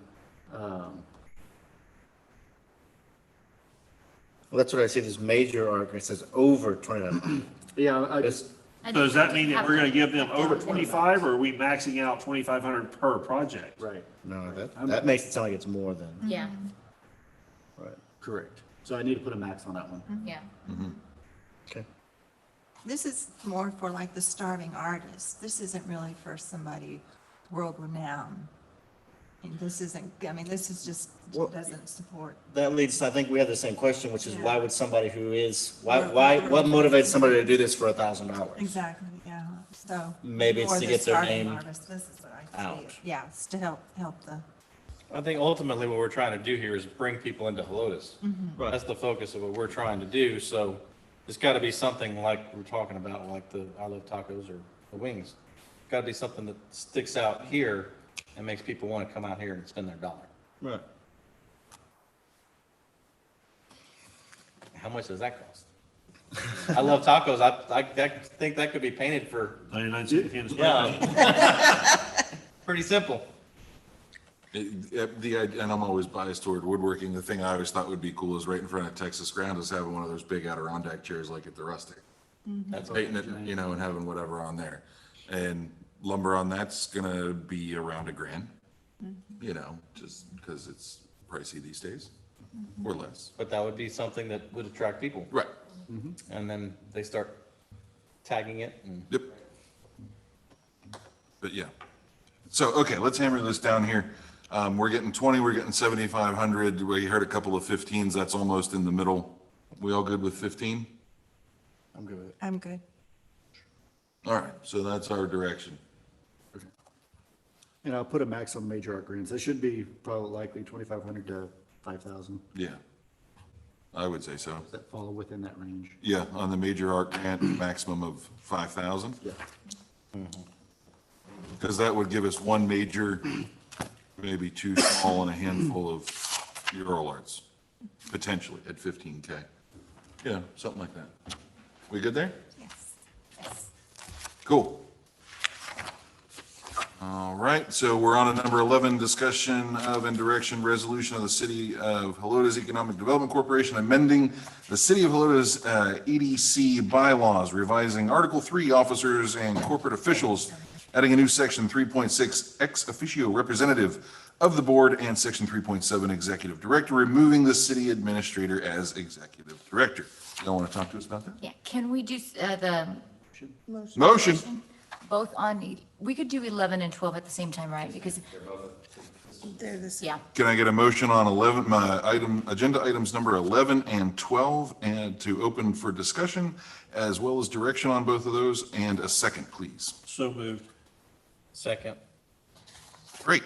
Now, like what I said earlier, let's talk about it and get some direction. Y'all want to talk to us about that? You motioned. Yeah, he did. Yeah, no. So he's up first. Oh, I am going to yield to the next person. there you go. Well played, Earned sir. the right to come back. Well played. Are y'all sure you still want to do this? Everything's good? oh, it would, let me just go over. So- Yeah, that's so- why I was so, asking. yeah, so Give us basically- some insight there. Yeah, so basically during our work session that we had in October, the board discussed amending the bylaws, which would remove the city administrator from being the executive director and appoint the city administrator as an ex officio member of the board, which would be giving direction but no voting. Staff is proposing to amend section 3.6 and adding 3.61 of the bylaws to incorporate these changes. And we did a little graph that shows what it would do. Doing that, it would, under the scenario, the city council would appoint the EDC board of directors. The board of directors would appoint the economic development director with approval of council, which is already in our, not the bylaws, the other one. Corporation. It's already there. It's already actually kind of there where it says that. And then the directive is in turn that the EDC in turn would provide project administrative for future EDC staff, city council, and city staff. And then the city administrator would assist to oversee job performance and evaluation of the executive director. This format would shift the executive officer role from the city administrator to a separate EDC director instead of the city administrator being both the city administrator and the director. And then all other duties of the executive director would stay the same. So if you look at the amendments, it's redlined and it's on page 4 and 5. So what we added was 3.6, making there to be an ex officio representative of the board, which says the city administrator shall serve as an ex officio representative of the board and shall have the right to take part in any discussion of the board or committees therefore, including attendance at executive sessions, but shall not have the power to vote at any of the meetings. And then we amended 3.6 and added it to 3.61, where it takes out the city administrator and just having the board of directors may employ an executive director. And then we just added where the executive director shall comply and submit to the board of directors and city council regular reports and recommendations regarding programs, policies, and business affairs. So those are the changes in the bylaws. In the articles, the change is on page. Where is it? Page. There we go. Page 5. So basically, it just takes out the city administrator, puts in the executive director, and it will be appointed by the board and approved by city. It stays as the same city council, and then, but shall not be a member of the board. So those are the changes.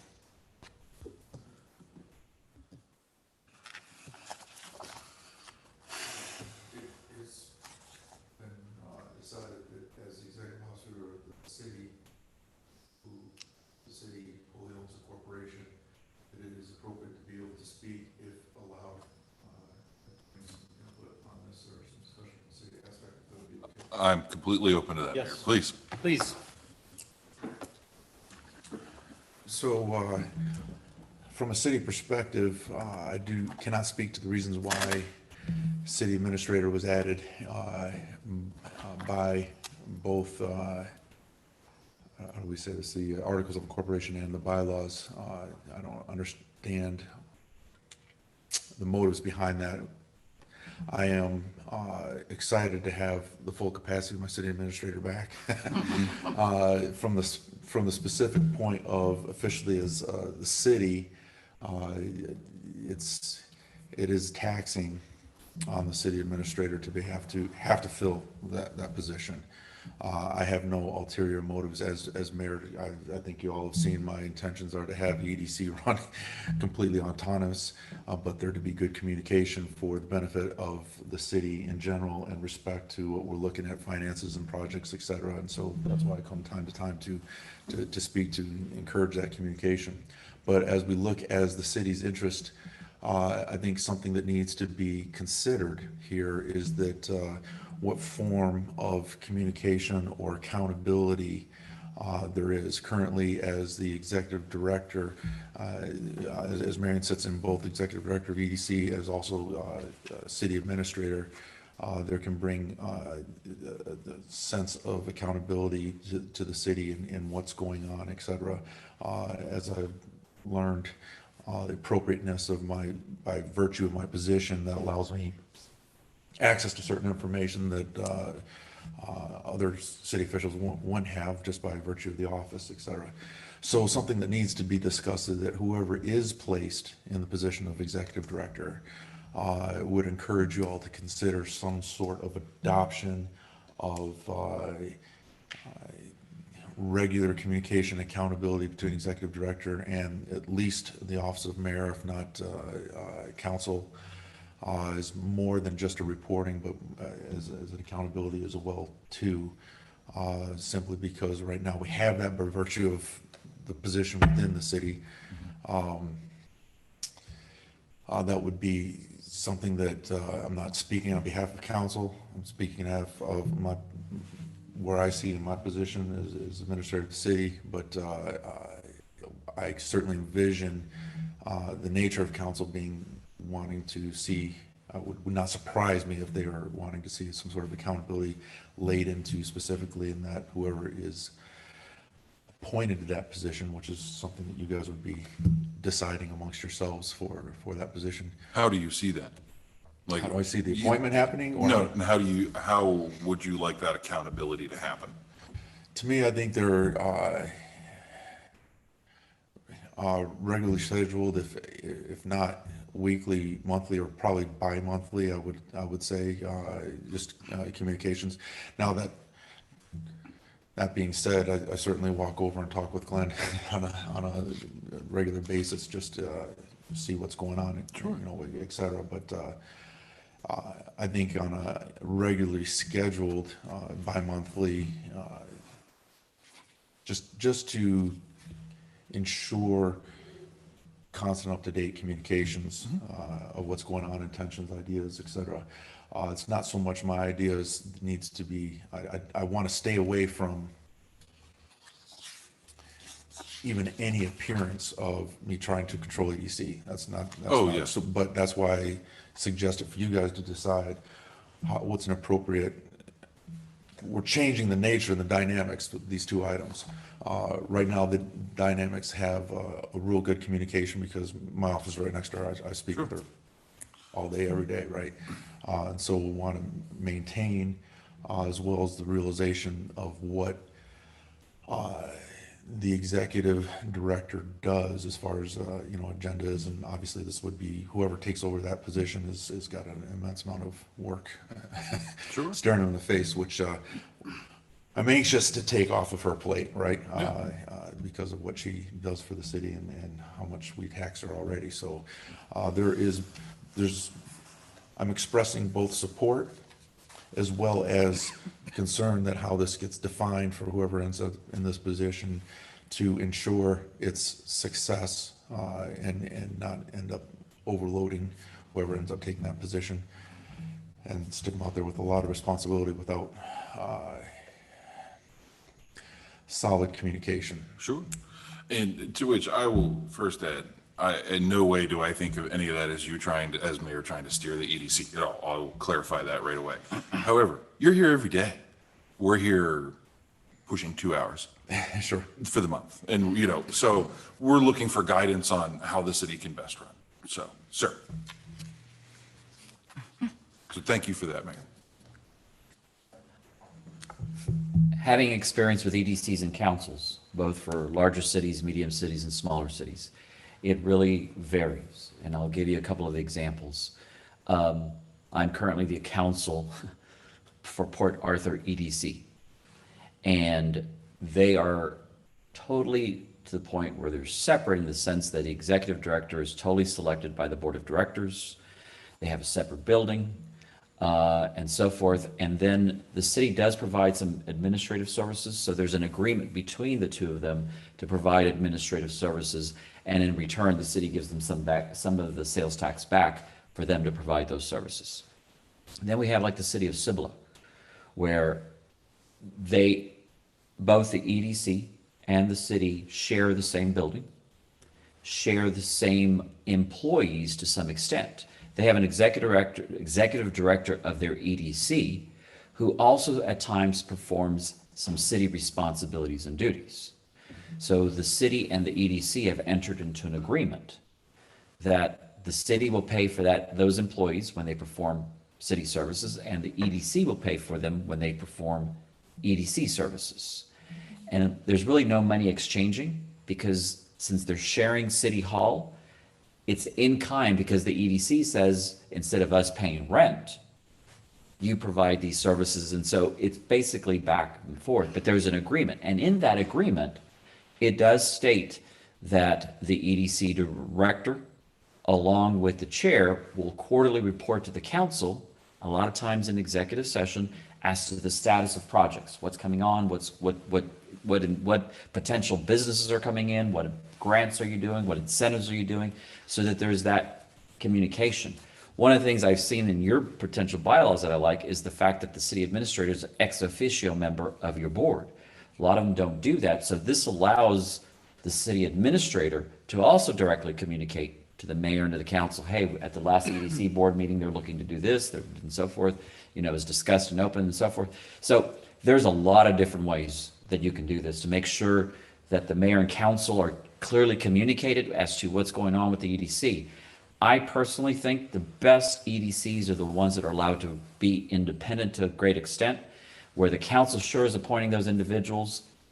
They do have a little say as to who the executive director is, but they can't appoint anybody without the EDC first selecting them, because that's what the bylaws would do and so forth. So I think it's a new chapter in your EDC if you were to do this, but it can be clearly done through the bylaws, through an agreement because I'm assuming he'll be here at City Hall.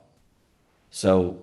I actually have my own office. Oh, you're out. Okay. So the good news is that, so they are to the point where it's separate, but you know, they do provide the facility for you to have your monthly meetings and things like that. So easily, there would be a very simple agreement between the two entities and so forth as to what services the city will provide on behalf. For example, I'm assuming your TMRS, your paychecks go through the city, your IT is done by the city. So there are some services the city does provide. We're not asking the DEC pay for them, but in return, the agreement would say what in kind they'll do for the city. Right. And so it's something that it can easily be done, that I've seen done, that easily workable. Sure. And I will say, of all my clients who have EDCs, this is the only one where the city administrator or / city manager is also the executive director of the EDC. Yeah. That is just not seen anywhere else. And we know it's a lot, Marion, so we agree it's a lot. We would love for you to have your city administrator back. We'd love to give you a little bit more time to focus on city administration. That's why we're looking at this, and we're looking for some guidance on how to best execute that. So thank you very much. Sure. And it's less comforting to know that we can do this, however, we can now be smothered with choice. So, but no, I appreciate that. And knowing that, you know, we do have that freedom to set this up however we want. And this is a big moment in the EDC, and this is a big change in our bylaws, and it's something that we need to take very seriously, which I know we all do, and we need to make sure we execute it correctly. So. And when we got this, gave it to Frank, and Frank did give us direction on the changes on both the bylaws as well as articles. Wonderful. So the floor is open for discussion. Questions, comments from anyone? Well, I have some questions that are more, I guess, financial. We currently are paying the city administrator through the budget. I don't remember that dollar amount. A portion. Yeah, you pay, Not 100%, but I mean. no, we pay- it's basically, you have an agreement for 30,000 for different, it was for myself, it was for our payroll, it was for services. Like also what he was saying, you know, we provide the health benefits, the TMRS. Right. All that stuff. And so for that, and the only reason we broke it down is because there was never an explanation what those amounts were. Okay, so if we eliminate her as the executive director, then that portion would be cut, because it would just be we wouldn't be using your as much of your salary or your time. That, y'all follow me along, making sense there? Absolutely. Yeah. And so we would basically just be contracting, for lack of better terms, with the city to provide the retirement, the payroll, the IT, the HR, that type of. Basically, we're using less, so you're asking if we should pay less. Basically, yes. But that would be that agreement that we would have to redo at some point. It wouldn't take effect day one, I wouldn't think. Correct. Would that- Right, and we could, and definitely look at everything, because the city didn't charge for, you know what I mean, for all the services, like, we didn't charge for IT, we didn't charge for like the TMRS or any of that. We just said, okay, here's a percentage of what we think some of the services that, but definitely can look at all of it and reevaluate the whole thing. And that could be That would be- during our budget discussion. Okay. Okay. So it doesn't have to be. We've already done this year's budget. Right, but it could. It could be amended though, correct? And I'm not trying to take money away from the city. I'm trying to do what's best for, if we're gonna, because who knows, we may have to hire the director and somebody else. We don't know yet. And so Right. I don't want to be paying, over to the city if we don't need to be, if we may need to use somewhere else. If that makes sense. You should also consider what hasn't been listed yet tonight, for example, our PR lady, our HR lady, our city secretary, these all were kind of tossed in as freebies. Probably should be looked, might consider the 30,000 you have as a bargain. We look at it her time, but these are things that when that item comes up to be discussed, there's a whole lot of personnel in the city that gets utilized for EDC that does not get identified or remunerated. And I think that's going to be a long, drawn-out discussion, working out that agreement. I mean, I hate to say it, that's probably going to be a longer discussion than what we're discussing tonight. Right. Yeah, and cities do look at it different. Some cities do it by breaking out personnel. Some cities just do a percentage of the sales tax. Shirts does a percentage. They basically, I want to say they do a 3 to 5% of the sales tax goes directly back to the city for support. And they say it covers all the support. So it just depends. Every EDC does it different. The good news is we don't have to change anything tonight. Yeah. And I certainly don't think it's a percentage large enough that is going to affect our bottom line, by cutting anything. So I think we just kind of leave that part of it out for tonight. We'll settle that a different day. We all good with that? Agreed. Yeah, we'll figure that part out later, but yeah, that's something that's going to have to be looked at if we decide to pass these two item agendas. So what other questions you got, guys? I've got three. Are we going in order? No, where'd it go, man? Go for it. I got 3 points here real quick. I would agree with the mayor. I think communication is crucial. And with Frank as well, we mentioned having, our ex officio member present. The council quarterly executive sessions, I think is a great idea. And any type of meeting scenario that y'all want to set up, however that works, I don't know that we necessarily need to have a lot of input on that, just as long as y'all both feel comfortable in what you're doing, right, as far as that goes. So I would agree with those, doing those things. I had a question dealing with what we have written. I agree with, what we've amended here in the bylaws, but then we have this graph that kind of confuses me, or graph, what do we want to call this chart table. Because it looks like, and how it's read here, that the city administrator will still do job performance and evaluation, but we're the ones who are doing, us and council are doing the appointing or the hiring of the EDC director.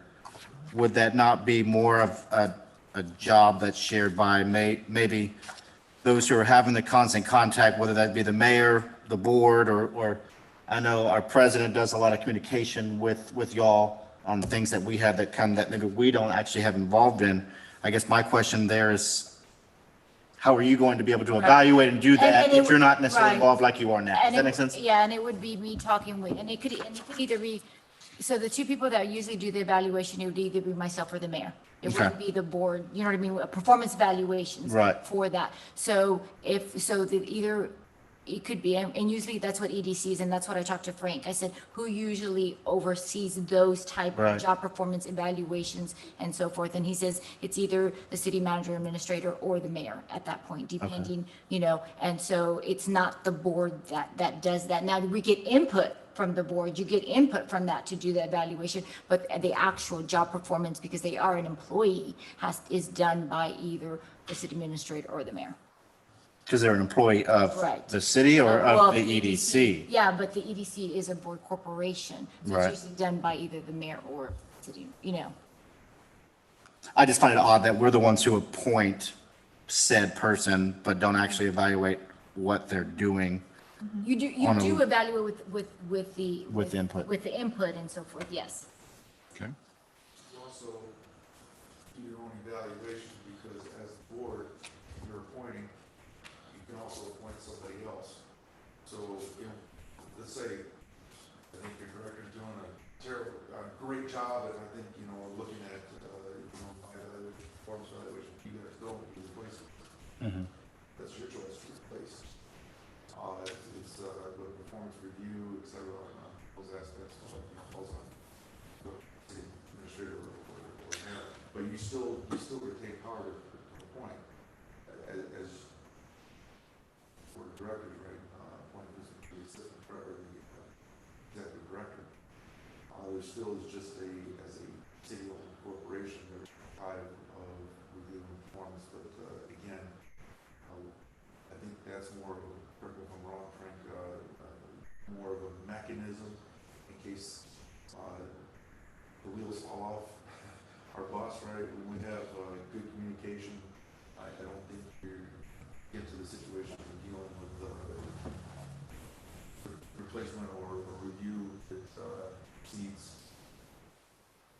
Yeah, it's a very good point that's being brought up. I mean, in most instances, the entity who has the hiring authority also has the termination authority. Now, for example, the Port Arthur EDC, the EDC hires with the approval of the council. The EDC fires with the approval of the council. Right. It requires the councils, but the EDC also, and I may have miscommunicated with Marion, if it's many EDCs, it's a city employee. And because of the charter or the rules, because it's a city employee, even the EDC director, it's the manager or mayor that does the evaluation. If the person is an EDC employee, then the evaluation is done by the board and reviewed by the manager or mayor and so forth. But it's actually done by the board if the individual is an EDC employee. If they're going to be the hiring individual who's going to make that recommendation to council as to who to hire, and if they're not happy and if they're going to make a recommendation to terminate, it is the board that does the evaluation of that individual. So, and what I may have communicated is that we do have some EDCs where the EDC director is a city employee, and the requirement is that the manager or mayor do those evaluations. So where are we here? Can we get clarification on which one of those camps are we in? From what I understand, he is an EDC employee. Correct. Okay. So it, And when you're saying, Glenn, you're talking about, he may not be the person, but you're Right. talking about whoever it is going to be an EDC employee, not a city employee. correct. Now, simply because EDC employees are eligible for city benefits, TMRS, and all, the municipal retirement, that does not make that individual a city employee. But what I'm saying is that there are some EDCs where the individuals running the EDC are all city employees and are not separate. But that is not our. That is not your case here. He is an EDC employee. Okay? And an EDC employee by the corporation. So therefore, in my opinion, the board would do his performance review and evaluation, just like the mayor and council do the performance review and evaluation of the city administrator. And our evaluation would then be reviewed by mayor or Correct. Marion or council? Correct. It could be either, they could take it to council, they believe it needs to go to council. but it would not need to go to council if both the mayor and or the city administrator are satisfied. It does not need to go to council. Do we have anything in the bylaws talking about that at all, right? No, and that's one of the things that it's not in the bylaws, because I was just looking. It doesn't say, it says you hire. Right, I didn't see anywhere it says you terminate. right, right. That, That was an assumption, right, being made? Yeah, Love you, Glenn. and we're joking. well, and that's the thing, because your executive director was the city administrator, only the mayor and council can terminate the city administrator. Right.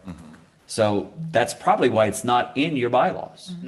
So that would be something that if you do give direction to move forward with creating a separate executive director for the EDC, those things would have to be addressed in your bylaws. And I would also look at, and while your articles of incorporation state that your hire has to be approved by city council, if that is in there, nobody looks at the articles. They all go look at the bylaws. Bylaws. That's the first thing they look at. So I would make sure that that language is also in the bylaws because it's already in your articles of incorporation. On the Articles of Incorporation, should we, since we put the hiring, should we also put the termination in there too? You can, it's the bylaws that need to have the, Both? yeah, I like to say the articles of incorporation are like a city charter and the bylaws are like an ordinance. It gives, it shelves, it gives the details of what Of what the that articles is. talk Okay. about. So it's really, if it's going to be anywhere, it better be in your bylaws. Okay. I can say I've searched over 20 different EDCs in the last month. None of them address the executive director hiring and firing in the Articles of Incorporation. Yeah, They it's all in the address bylaws. bylaws. Correct. So it's feasible, we could just remove that from the articles. And put it, just make sure it's in the bylaws, correct. So if, I don't want to sound ignorant here, but if the board hires and fires, what power does the council have? It is not uncommon for councils to approve the hire or approve the termination. It is, as the mayor, and it is a corporation created by the city, and therefore, it is, in fact, the majority of the EDCs that I'm aware of, even the big ones like Port Arthur, they're in the process of hiring an executive director, and the issue right now is that the salary that the EDC is offering is kind of very close to the city manager compensation, so there's an issue there. But it has to be approved by the city council. It specifically says in the bylaws that any hire of this executive director must be approved by the city council. That is not uncommon. Again, it doesn't come into play very often because usually executive directors stay for a while. But it does come into play when the board is not happy with an executive director and they want to terminate. That's where it's appropriate, and hopefully there's that liaison communicating to the council saying, hey, these are the issues we're having or whatever, and that's why we need to take the action. But again, at the end of the day, it's not uncommon for councils to approve the decisions of their EDC. And Jeff, if we let our EDC director go for whatever reason, I would assume we would want the city's help as far as HR goes, job listings, going through candidates, and that selection process. We would want their assistance My in doing that question because, is if whoever our director is not meeting our expectations, but they're buddy with everybody on the council, we can recommend they terminate, and the city council say no, and we're stuck with them. Yeah. My experience, if it's a well-functioning EDC, they're able to clearly communicate to the council the issues they're having. Just like most councils acquiesce to the recommendations by the boards and commissions they appoint. I mean, you'll get frustrated if you're making recommendations that the council's totally ignoring, you'll leave. I mean, I've seen that happen so often, is if you're working all these hours, volunteer hours, making recommendations and so forth, and they're totally being ignored by the body you're making those recommendations to, people leave. So the council's aware of that, and so they're going to acquiesce to a lot of the recommendations by that body. Again, I've not seen where the EDC, in my years, and again, experience with a lot of EDCs, I've not seen where an EDC is recommending termination and the council says no. Because they know that that person has to work with that board. But the council does not have the power to terminate without the board. That's correct. Correct. That would be correct. Okay. It has to be recommended by the board before it can ever go to If council. there's a change of leadership on the council and for some reason they come in and they don't like this person, but the board thinks they're doing a wonderful job, they can't just terminate That's without correct. us. That's correct. What they could do is remove all of you and then reappoint. It just takes longer, that's all. Yeah, thanks. I just brought, I'm just trying, I'm. no, I'm yeah. trying to see these scenarios. Because I just want to make sure that we have all the information and all. Yeah, facts. the way I would recommend writing the bylaws, again, the council would not have the authority to terminate EDC director without it first being recommended by the board.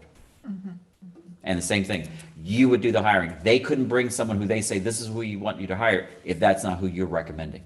You would have to make the recommendation, and that's what goes to You- council. Yeah, you that have to recommends. appoint first before council can approve. I think there's also a little bit of education on both sides, both EDC and on council, on the fine lines here. Council and mayor are elected, right? And you all are appointed by council, certainly. But you don't face election. So the concern, to help maybe explain for those that are new, including myself on here, is the learning process, right? But some understand it, but most don't.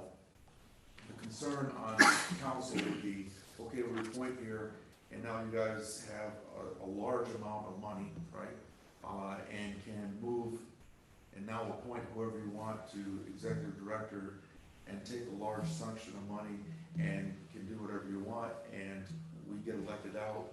You guys are here appointed and can really be here forever, 20, 30, 40 years, and have longevity. That can be both good, it can also be bad, and that is why the mechanism is there, that large expenditures, decisions on who you're gonna appoint have to meet council approval, right? Because the citizens who are all serving, they only elected us, and they elected us for a reason, right? They don't have say on who sits here on the board. And so there is a kind of a, like you said, there's a two-step. There is a step, we would have to, if we didn't like your, go through that whole process, which would take a long time to replace all board members in order to get a decision favorable. And it takes a long time to do that on purpose, so that somebody can't come in here and council and just wipe out, right? And the balance to that is that you can't just come in here and do whatever you want without council's consent, because it acts as a stopgap, kind of like the executive session, the judicial session, branch of the government. It provides a balance, right? It is set up so you guys can do quite a bit with or without our blessing, but up to a certain point. Beyond that point, hey, we want to spend $100,000. Hey, it's going to require the elected officials to be able to approve that, because the elected officials are currently what the citizens have voted on to provide that leadership. And so you are protected, and I think that's what I hear a little bit, but there's also a little bit of understanding why we have these checks and balances. City council is there as a check and balance to what you guys are doing, because we are the elected officials. However, within that, you guys are making appointments, and we can't just come in there and change it, because that's a check and balance to our power, right? We appointed you because we feel that you are excellent leaders and stewards of what we're doing with EDC, and so therefore you're gonna appoint, we can't just come in and fire. It would take an awful lot of work for a city council, and an awful lot of things to go wrong for that process to happen, and that process would take a lot of steps. So that ensures a check and balance on the system. We provide a check and balance to each other to differentiate between those that are elected, and that's really the only input the citizens have are who sits on council. So the only way the citizens can really affect what happens in EDC is really their vote and their say in who they select as council. Council sets you guys up to make your decisions, and then beyond a certain amount, has to have approval to provide the check and balance to what the citizens can't directly. They can't come in and remove you. And so that's why the council sets it as a check and balance to that. If that puts it a little bit more in layman's terms to understand. Makes sense. We're not looking to control you, you're not looking to control but at the same time, there's almost like what's happening on all our email accounts now, a two-step authentication process, right? To provide a little bit of extra security to the citizens, that all of a sudden, the EDC board hasn't, we didn't elect them, now they're taking all our money, they're doing crazy stuff. They spent $2 million on a postage stamp mural, you guys could do that, but it would have to be with council approval. If they don't like that, they'll vote council no, right? You know what else, think something, ludicrous, right? So that helps at all. Could you give some insight to us on the weight that these performance evals come into play for employees and how that would also be seen from EDC side? Sure. To me, from my perspective and from my vantage point, where it comes into play is in my performance. If I was doing a performance review and say our executive director is doing a fantastic job, and let me start the other way. You guys come to your budget with a proposed sizable salary increase for your executive director because they're doing a great job. And I'm looking at my performance review and seeing this person doesn't show up, they're never there, there's terrible, whatever. We get complaints from whatever. It's a terrible performance review, and you guys are asking for this massive increase in pay. It would be like a check and balance where city council can now look at the performance review and say it doesn't match. Conversely, you're coming here and saying, hey, we want a budget cut on our salary and we got a glowing review. It's like, okay, wait a second, something's not matching, we're missing something here. So what I highly expect is you have, putting in your budget time, looking for an increase, and you have your documentation that comes behind it, and we have matching review systems doing a great job. We've got businesses are filled, and et cetera. We got, they coincide. It serves as a reason to say, yeah, there's no reason to challenge their budget they're submitting for raises, what it might be. Right, so it'd be used by council and you to evaluate the budget when that comes to say, do these things match up, in essence? And everything makes sense. Also for any, you've seen it with other EDCs where you're either hiring or terminating somebody and you have to have backup. HR needs that. Right. And I'm looking at it as a city administrator or anyone else. We're going to run the HR. So we're going to need backup for that, for either evaluations or some kind, either if it's a quarterly or a biannually or an annually, because if you're going to terminate somebody, I'm going to need backup of why you're going to terminate. Yes, we are in Texas and so forth, but it helps us on the HR part that we have backup of why, the reasoning for that termination. Just to clarify, my only question was, who does the evaluation for the executive director position? Is it us or is it you? No, in what we're proposing. So as what Frank is saying, that it will be y'all. So It would we'll- be us. yeah, so That's we'll- what I wanted to Yeah, so clarify. what we'll do is that if that's the way we're going to write it, we'll give it to Yeah. y'all and the board will figure out how Right. y'all will do that. And then it will be reviewed by the mayor and myself to see if it's, just something we file away. Sure. Or if it's something that is glaring that we need to take to council because y'all have concerns. Sure. Similarly, I would imagine because it falls under employment, it would be available for closed session. If the city has concerns, we could bring them to the board on an agenda item for discussion, saying, because you guys are only here, a couple hours a month for your meetings or committee meetings, et cetera, you may not be aware of this is what we're experiencing. Sure. And to bring that to an executive session, because that would be an executive session item for, I think we all would agree we'd want nothing less, yeah, so. Great, so those are not necessarily items that we need to hash out tonight. We'll get the specifics on that, we'll circle back. So, all very valid points. There's been a lot of great information there.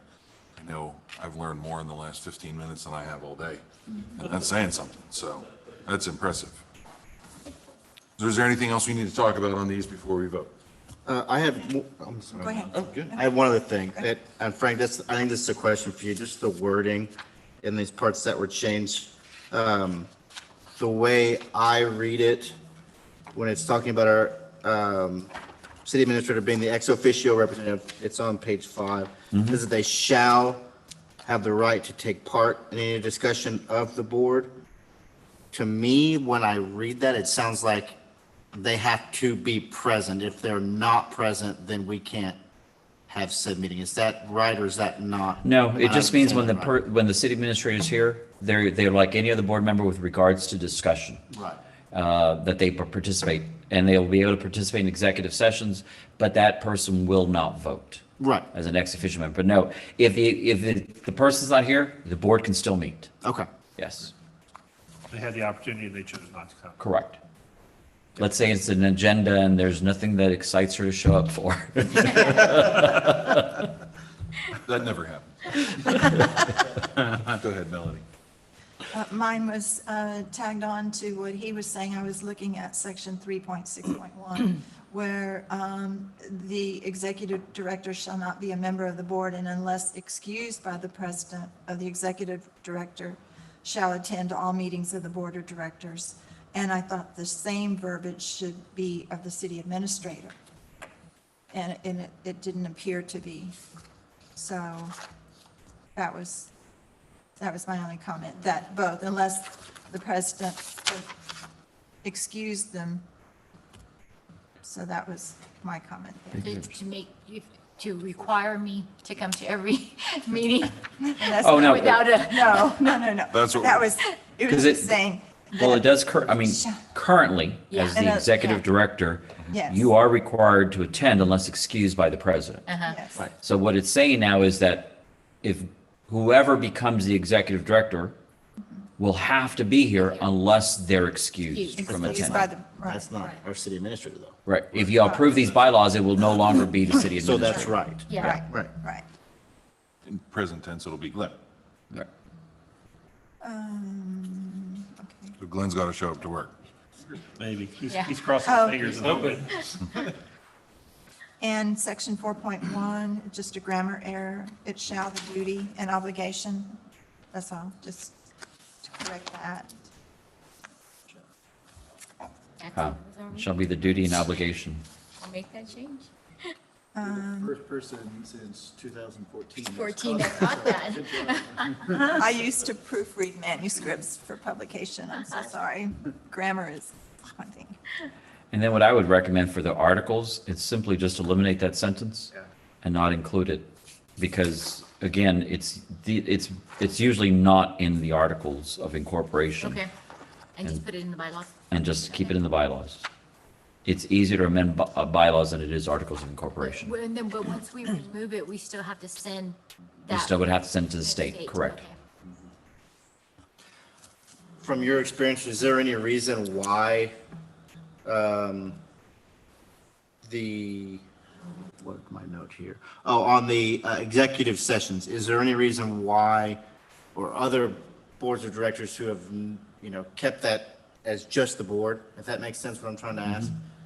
Were there maybe in some type of negotiation, could we be in a situation where we have a negotiation with the city where we're meeting about that? Yes. If you are in negotiations with the city, the ex officio member would not be allowed because they represent the city. It's, for example, the city council is discussing a complaint against one of the council members. Well, even though they're a member of the governing body, that person Right. could be told, Okay. you can't, Yeah. you're not allowed in. Same thing here. If you're let's say you're negotiating the agreement with the city Right. and you just want to discuss it amongst yourself, the ex officio member, who is the city administrator of the city, could be told, we would like for you to be excused so that we can discuss this deal amongst ourselves, and that's highly appropriate. Gotcha. Makes good sense. Got it. Anything? Good, just this little diagram I'm confused with, but that's okay. Okay. Just it says the city administrator equal to the board. And then whoever the director is underneath them. So would that still mean the city administrator is like No, the boss? We just, Frank just clarified that because when I had talked to him, he was saying that At some cities it is, but now he clarified that it won't be like that. Okay, Yeah. So the line from the EDC director to the city administrator would be gone? Correct. okay. It would be a dotted line, There'll be a dotted line. more like liaison as opposed to supervision. Gotcha. Got it. I like that phrase. That really, that clarified a lot right there, as liaison. I like that. Okay, Good. Greg, anything else? I think that we've covered it. It's just a lot of changes to do in the future. It's going to take up a lot more Yep. time to Yeah. Yes, it- hammer out the details. And then when will this all take effect? We're gonna bring it back in January, make the changes, let Frank look at it from our discussion, and then we'll bring it back for January, and then it has to go to council. So we don't take action on this today? No. There was no action on the agenda, Stephanie? Okay, good. Melody, Joel, anything else? No. All right, we're good. So we're on to a closed session, I suppose, yes? So you can adjourn the open session, so we're going into closed session. Great. What time? We're going to adjourn the open session into a closed session at 9:26. Actually, you're going to recess. Recess the open session. Back and close the meeting. If anybody wants to talk orthopedics or anatomy, I'm totally down. I got that. All right, so we're going to recess the open session into a closed session at 9:27, because I'm slow. Great. Yeah, I'm kind of on that list too. Yes. Excuse me. Bill.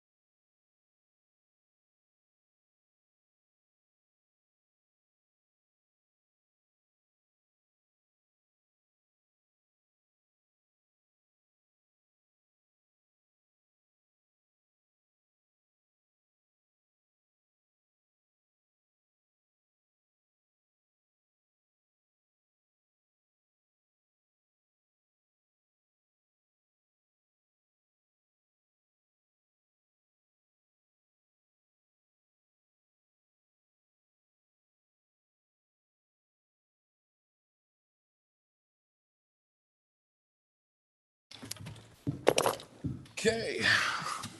We will return from our closed session at 9:51 PM. Welcome back, everybody. Missed you. And we're going to go ahead and adjourn unless anybody has any other comments, questions, concerns, issues, anything. Ladies and gentlemen, this has been a hell of a meeting. We have done a lot tonight. Honestly, congratulations. Everything was kept above board, professional. We appreciate Frank and the mayor coming in and giving us everything. Glenn, Marion, thank you so very much for all of your direction and education. It is invaluable. Thank you. Good night. Thank you. Job, folks.